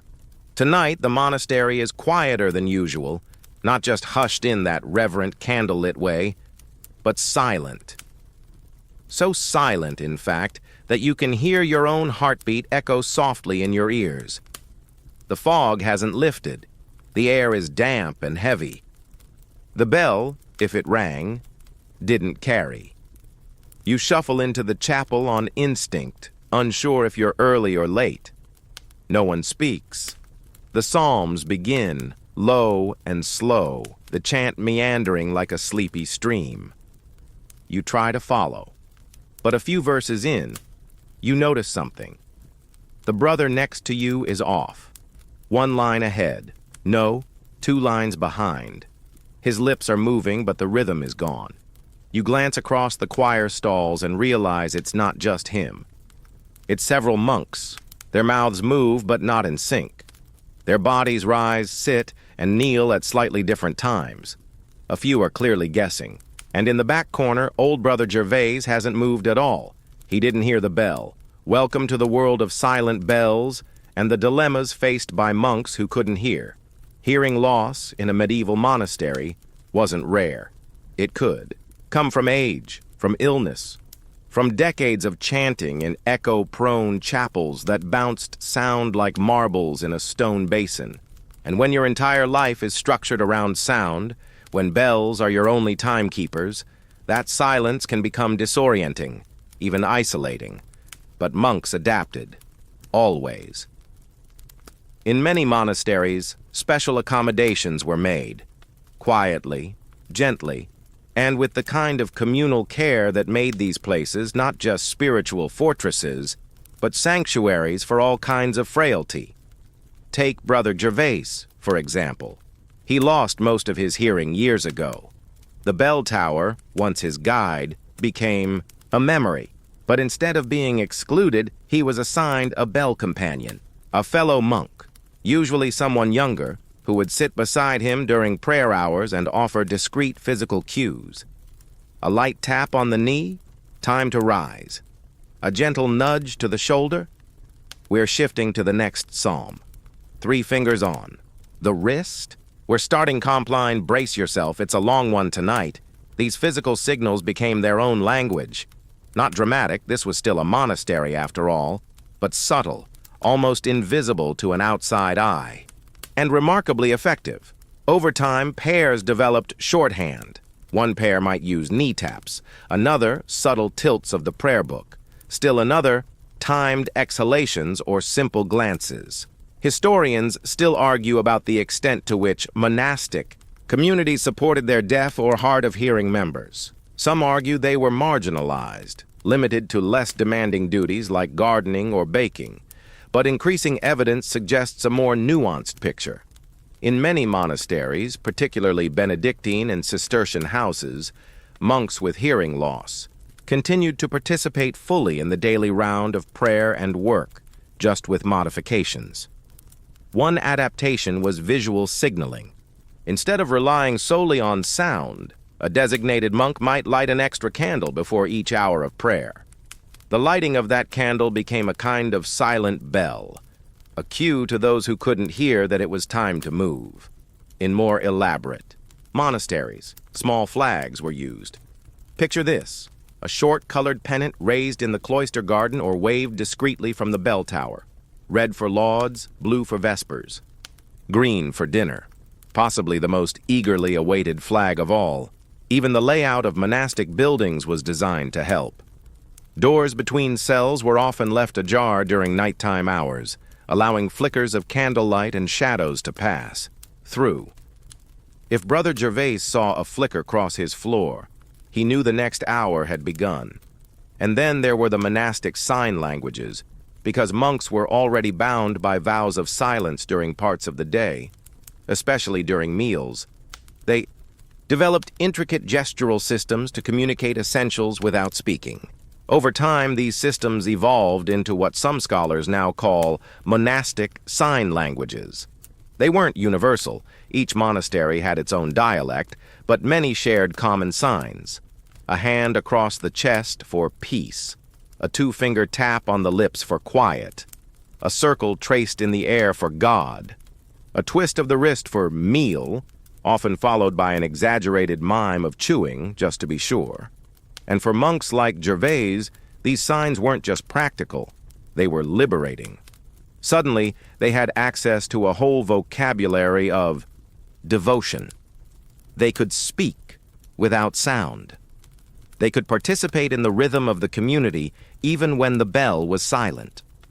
One 14th century manuscript from a Carthusian monastery includes over 300 such signs, complete with illustrations. A small drawing shows two monks exchanging signs during Vespers. The caption reads, "Though we are mute, our hands pray aloud." But not all signs were sacred. There were also, shall we say, informal signs. Shrugs, eye rolls, the occasional passive-aggressive book thump, and the universally understood raised eyebrow of disbelief, usually deployed when the precentor decided to chant all the verses of Psalm 118. Again, despite these quirks, the system worked. Deaf monks, hard-of-hearing monks, even temporarily, ill monks could all remain fully integrated in monastic life. You glance again at Brother Gervais now. He hasn't moved, but the monk beside him gently touches his arm. Gervais nods. They rise together. They chant. Off by a half beat, perhaps, but beautifully in step with the spirit of the moment. The bell never rang. Not that you could hear. But it didn't matter. The rhythm was kept, the hour observed. Because in a monastery, time is more than a sound. It's a shared breath, a candle's flicker, a brother's nudge. It lives in silence as surely as it does in song. And tonight, in that silence, you find your place again. The fog lifts eventually. It always does. And when it does, it leaves everything wet, not with the crispness of dew, but with the soggy weight of a blanket left in the rain. You breathe it in anyway. It's clean, in its own way, heavy, familiar. You step outside after Compline, the final prayer of the day. The chapel has gone still behind you, the stone door whispering shut with a breath of old hinges. The moon hovers above the cloister like a soft blessing, its light carving silver streaks across the garden's hedges and the worn flagstones. Everything is so quiet, you can hear the subtle hiss of candle smoke trailing behind you. This is supposed to be the time for rest, for settling into your cell, curling under a thin blanket, maybe whispering one last prayer before sleep takes you like a gentle wave. But tonight, your sleep will have to wait.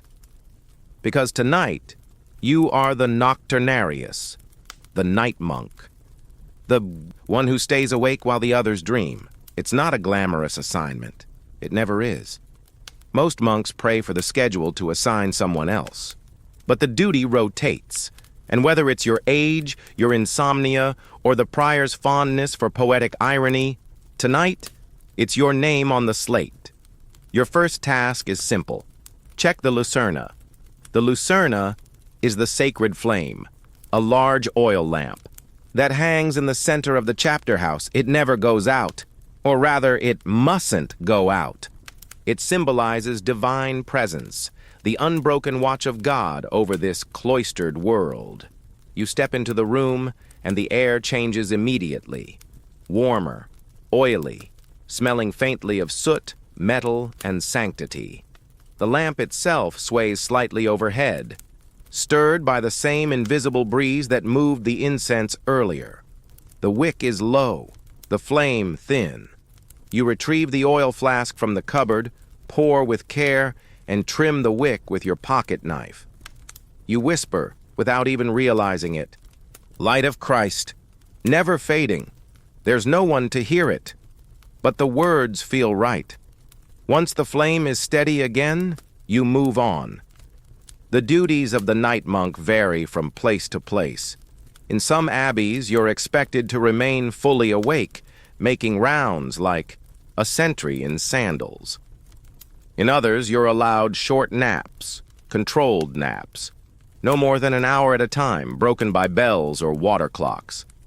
And in a few, especially those in colder regions, your job includes keeping the fires alive so no one freezes before prime.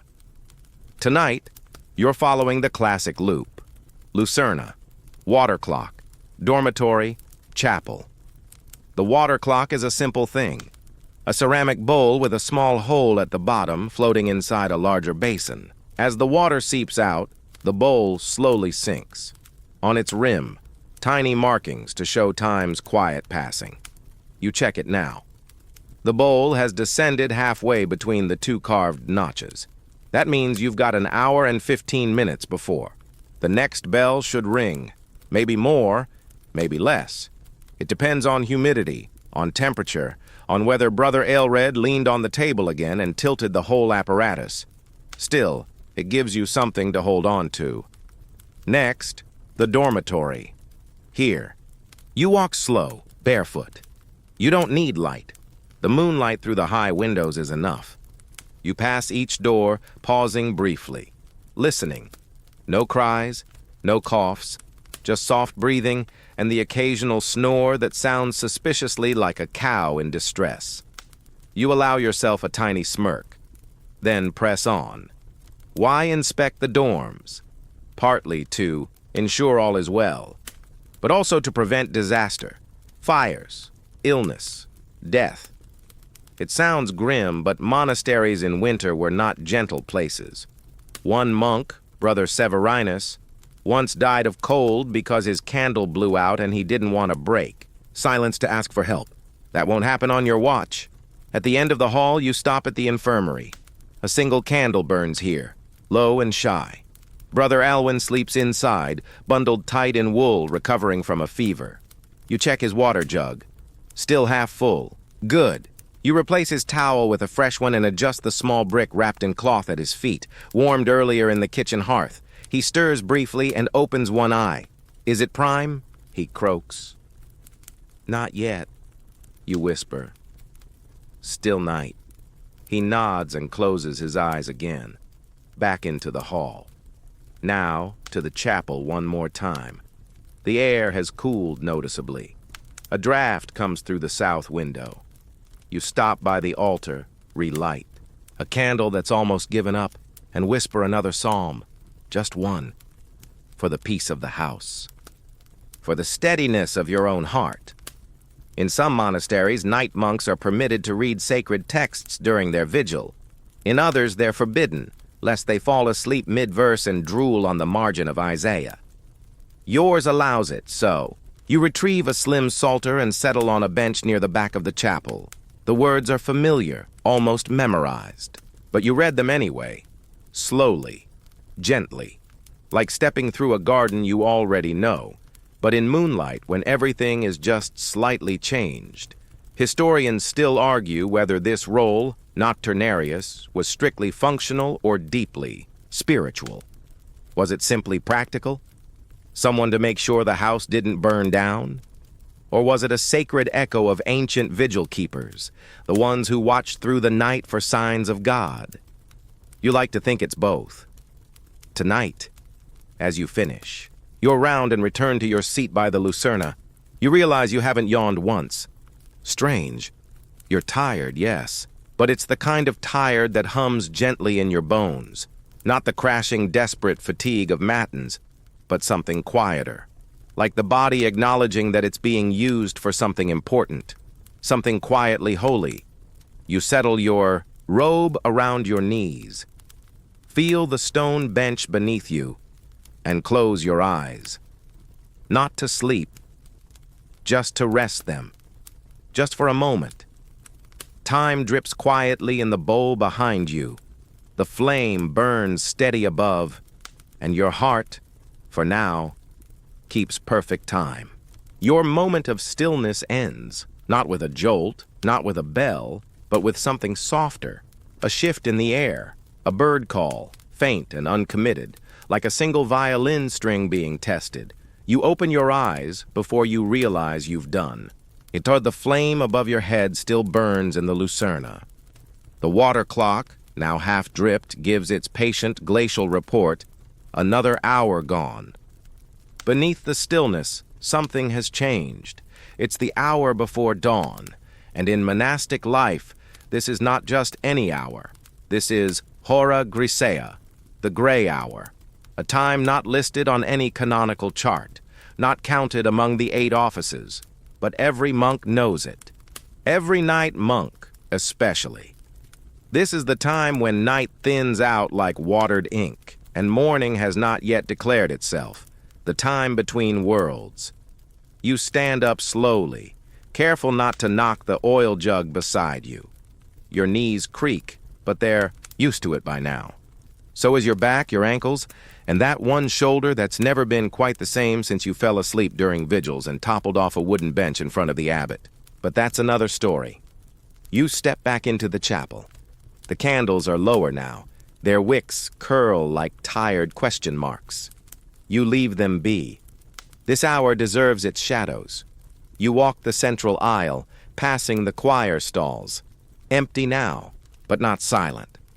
You can still hear last night's psalms humming faintly in the rafters, like the aftertaste of incense. Or maybe it's just your memory playing tricks. Outside, the cloister walk awaits. You slip into your sandals, still slightly damp from the fog, and make your way into the covered arcade. The garden glistens under moonlight. Not silver, not gold, just pale. Dew clings to every leaf, every blade. You walk the square slowly, one full lap. The cloister is a wheel, the elders always said. You walk not to arrive, but to stay in motion. This is meditation in motion. No words, just steps, breath, awareness. Somewhere, an owl hoots. A soft flurry of feathers tells you it's landed on the app's roof again, where it likes to stare down, at the chapel windows. You nod toward it. Old bird, old monk, companions of the dark. Not every monastery recognized the gray hour officially. Historians still argue about its role. Some believe it was used for quiet, extra devotions. Others think it was simply a transition, a grace period between Compline and Prime, where monks like you could exist without liturgical pressure. But in diaries and marginalia, it shows up again and again. The quietest hour, the hour of souls. The breath before God exhales. It's not empty, it's full of potential. You pause by the herb garden, leaning over the short stone border. Lavender nods in its sleep. Thyme crouches low and tight. You inhale deeply. The scent is sharper now, touched by dew. The monastic nose learns these things. The time of day by smell, by chill, by how much your breath fogs the air. You think of the monks long dead who walked this same loop.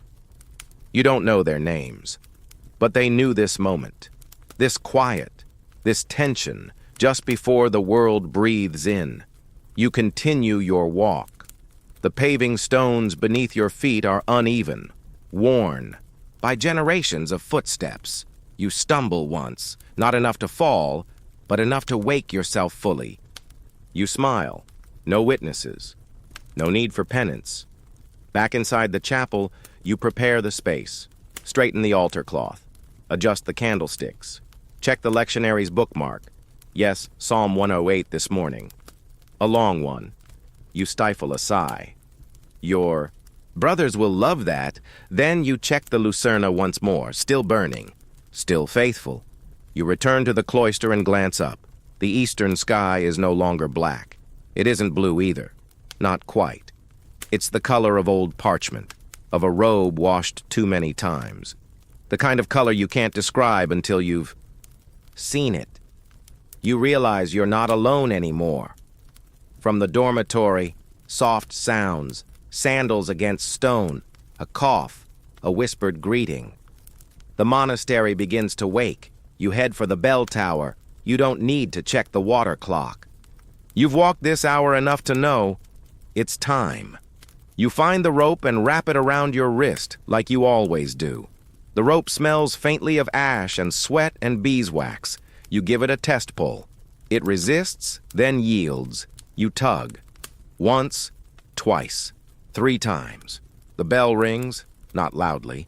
It doesn't need to. It speaks a language your brothers already know in their bones. The sound rolls across the cloister, echoing in arches and bouncing gently off the chapel walls. It's not dramatic. Not commanding, it's an invitation. As you step away from the rope, you hear sandals behind you. Robes rustle, breath fogs in the chill. They're here. You walk slowly to your stall in the chapel. You sit. You exhale. You watch the candles come to life again, one by one. Dawn is arriving, not in a burst, but a breath. And just like that, the wheel turns. You've rung the bell. The brothers are beginning to stir. The air in the chapel, once still and chilled by night, begins to warm, subtly, like the first hint of dawn slipping under a door. You hear movement in the corridors. A cough, then silence. A sandal scuff on stone, then the long, slow sigh of a monk folding himself out of his sleep and back into rhythm. You are back in your stall now, the third from the left, as always. The carved wooden seat is slightly warped where years of robed figures have sat, shifted, dozed, and prayed. You let your fingers rest on the side of the misericord, the hidden ledge beneath the folding seat that lets you rest while pretending to stand. A small mercy, literally, designed for weary legs in long prayers. Prime begins not with a crash, not even really with a beginning, just continuation. A gentle tide that returns every day. The chant starts low, familiar. Psalms spoken slowly, sleep still laced in the edges of each syllable. And as the words leave your lips, your mind floats toward a strange thought. How did we all get so good at waking up together? Not just waking, but waking on time. Because let's be honest, monastic life isn't forgiving to sleepyheads.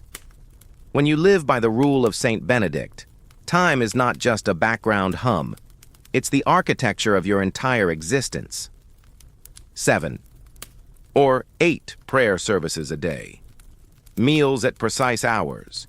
Study, labor, silence, all partitioned into sacred little rectangles of time. So how did they manage this? In a world before watches, before clocks ticked reliably, when sunrise itself was fickle, it started with the bell, of course, that great iron voice hanging in the tower. But even that had to be rung by someone who knew when it was time. And that someone wasn't relying on gut feeling alone. Enter the monk's first timekeeper, the candle clock. You've seen them in use every day. Long beeswax candles, thick, sturdy, blessed. They were often scored with markings down the side, each notch representing a set. Unit of time usually around 15 or 20 minutes. The wax burned at a fairly predictable rate, allowing monks to keep track of how long they had been praying, reading, or simply existing in silence. Some candles had embedded threads or wires at intervals. When the flame reached the thread, it would spark slightly or cause the candle to droop, prompting a visual cue that it was time to ring the bell, change duties, or begin the next prayer. The beauty of the candle clock wasn't its precision, but its gentleness. It didn't tick. It didn't chime. It glowed. It melted. It passed time the way a leaf passes down a stream, slowly, inevitably, without complaint. Then there were sand glasses. Though rarer and more fragile, hourglasses were used in some monasteries for specific duties. A monk might flip one before beginning a reading, using it to limit the length of a homily or a period of lectio divina. The sand moved at its own slow pace, matching the contemplative speed of monastic life. Some monasteries even had multiple sand glasses for different tasks, one for cooking, another for prayer, a third for timing. The pauses between the tolling of the bell. One Cistercian abbey in Burgundy reportedly had a sand glass so large it took 2 monks to turn it. Whether that's exaggerated or not, you like to imagine them doing it together, solemnly, as if flipping the hour were a sacred rite. Then came the sun. Of course, the sun was the original clock. Sundials carved into cloister walls or laid into garden stones helped mark the changing hours. A monk would watch the shadow slip across the stone and know, it's time for terce, or sext, or nones. But sundials had a terrible flaw. They needed sunlight, and in cloudy climates or during long winter nights, monks needed more dependable methods, which led to one of the most fascinating inventions, the water clock. In some monasteries, large ceramic vessels would drip at a slow, consistent pace into marked containers. The rising water would reach a floating marker, like a leaf or a corked quill, which would then tip over or trigger a bell, a quiet, trickling alarm to stir the night monk to action. These clocks were marvels of medieval ingenuity, delicate, difficult to maintain, but astonishing in their ability to measure time without needing sight, hearing, or flame. Historians still argue whether water clocks were widespread or limited to particularly wealthy abbeys. Some believe they were more symbolic than practical. Others argue they were essential in establishing consistency, particularly during winter months when both sun and candles were unreliable. What's certain is this: monastic timekeeping wasn't about perfection. It was about rhythm. Whether through candle, sand, sun, or water, monks didn't chase time. They welcomed it. They listened for it. They responded to it like a choir responding to a cantor, call and answer, silence and song. And eventually, all these quiet innovations led to something louder: the mechanical clock. Born in the 13th century and spreading quickly through monastic Europe, these early machines were wonders of levers, gears, and balance wheels. At first, they had no faces. No hands, just bells. They rang at set intervals, controlled by weighted mechanisms and escapements that mimicked the flow of falling water or descending wax. And because the monasteries were among the first to adopt them, the first people to hear regular artificial time were monks. Imagine that, being woken not by a rooster or sunlight or your fellow brother nudging you, but by a bell that rang itself. Monks didn't just use clocks. They inspired them. They needed dependable rhythms. They demanded reliability, and their needs drove tinkerers, artisans, and engineers to create devices that eventually escaped the monastery walls and transformed cities. Tonight you sit in the chapel, chanting through prime, and listen to the soft clang of the mechanical bell from the tower above. It's not loud, not jarring, but it rings on time, because some sleepy monk long ago needed to wake up before sunrise and refused to trust the clouds. The final note of prime fades, not with a bang, but like the last ripple in a pond after the stone has sunk. The monks rise, slow and synchronized, as if gravity is something shared between them. Your legs feel stiff, your back gently protests, but there's a kind of sacred fatigue to it all, earned, familiar. The sound of sandals brushing the stone floor replaces the chant. Doors creak open. A bird calls from beyond the cloister. The day has begun. You step outside into the cloister walk. The stone beneath your feet is cool, still holding the night's chill. Morning sun creeps cautiously into the square courtyard. Not yet warm, just present. Dew beads on the hedges, tiny gems in the light. Somewhere in the herb garden, Brother Hugo is already bent over the lavender with scissors, snipping sprigs as though conducting a symphony of scent. You walk more slowly now, not because you're tired, but because the pace of monastic life encourages it. Everything has its rhythm, and you are within it. Not chasing, not dragging behind, just aligned. The rule of Saint Benedict doesn't tell you to hurry. It tells you to attend, to notice, even now. At the far corner of the walk, a stone bench waits beneath the ivy. You settle there for a moment, resting your elbows on your knees. The garden smells like mint, damp soil, and a hint of smoke from the kitchen chimney. You hear clinking, pots. Someone is stirring oats. Someone else is stoking coals. This moment, the hour after prime, is strangely tender, not spoken about in any rule book, not marked in red on the liturgical calendar, but it has weight. It's the hinge between the sacred and the practical, between spiritual labor and physical toil. You close your eyes for a beat and think, this rhythm, this monastic day, it isn't just for the monastery anymore. Once, long ago, these hours were private. The bells rang for the brothers alone, calling them to prayer, to meal, to rest. But as time went on, the sound escaped the walls. It drifted out into the villages that grew beside the abbeys. It caught the ears of bakers, blacksmiths, shepherds. They began to set their lives to it. The bell for prime meant time to open the shutters. Terce meant kneading dough. Sext, a midday break. Vespers, the signal to head home before dark. Without realizing it, the village learned to tell time not by sun position or roosters, but by the monks. You were the heartbeat they followed. In some places, monasteries even became official timekeepers. They regulated markets, work shifts, even court proceedings. The abbey bell tower was, quite literally, the town's clock. And as the world moved forward and mechanical clocks became common, those devices adopted monastic time structures. Even the word clock is rooted in clocca, Latin for bell. The pattern of the day, the division of hours, the notion of regular intervals, all echo the ancient bells once rung by hands like yours. Historians still debate the origins of industrial timekeeping. Some say it began in the factories of the 18th century.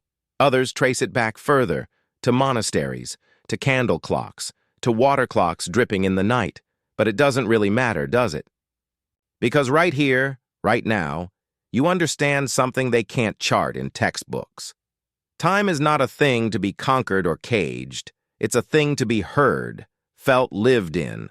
And maybe that's the final quiet lesson of the monastic clock. It doesn't just organize hours, it humanizes them. It teaches you to inhabit each one fully, with breath and silence and shared purpose. You rise from the bench.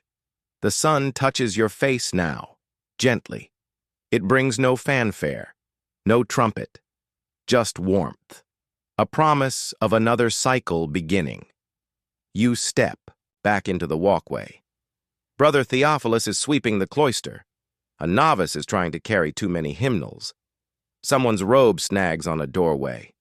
There's a small, collective laugh. Then silence again. The bell hasn't rung, but everyone knows what comes next. You head toward the refectory. Porridge, bread, and a single boiled egg await, and beyond that, work in the scriptorium, copying, illuminating, carving time into vellum. You'll settle in beside the tall window with its diamond panes and scratch lines onto calfskin, knowing someone centuries from now might read your hand and wonder what you ate that morning. You smile, and as you sit, porridge steaming in your bowl, bell rope swaying slightly in the tower breeze above, you feel it again. The rhythm, not loud, not strict, just steady, a monastic heartbeat ticking still, and you are part of it. And now the monastery hums on without you for the night. Your robes are folded. Your candle stub has melted into a soft puddle of wax. The bell, silent for now, waits, its rope coiled neatly in the shadows of the tower. Above, the stars have long vanished, replaced by the gentle breath of daylight stretching across the cloister roof. But you don't have to move. You can stay here, in this stillness between duties, between chants, between the tick of time and the pull of sleep. Maybe you're still sitting beneath the ivy arch, the stone bench cool against your legs. Or maybe you've drifted into the scriptorium, curled beside a scroll you never finished reading. Wherever you are, the world is soft now. Let your breath slow. Let your eyes fall half closed, or fully, if they're ready. There's nothing urgent. No one asking anything of you. The monastery will wait. Time, like always, will come in gentle waves. Listen to the hush of ancient walls, to the imagined rustle of parchment, to the bell that isn't ringing, but whose silence is full of memory. You are not late. You are not early. You are exactly where you need to be. So rest. Maybe sleep.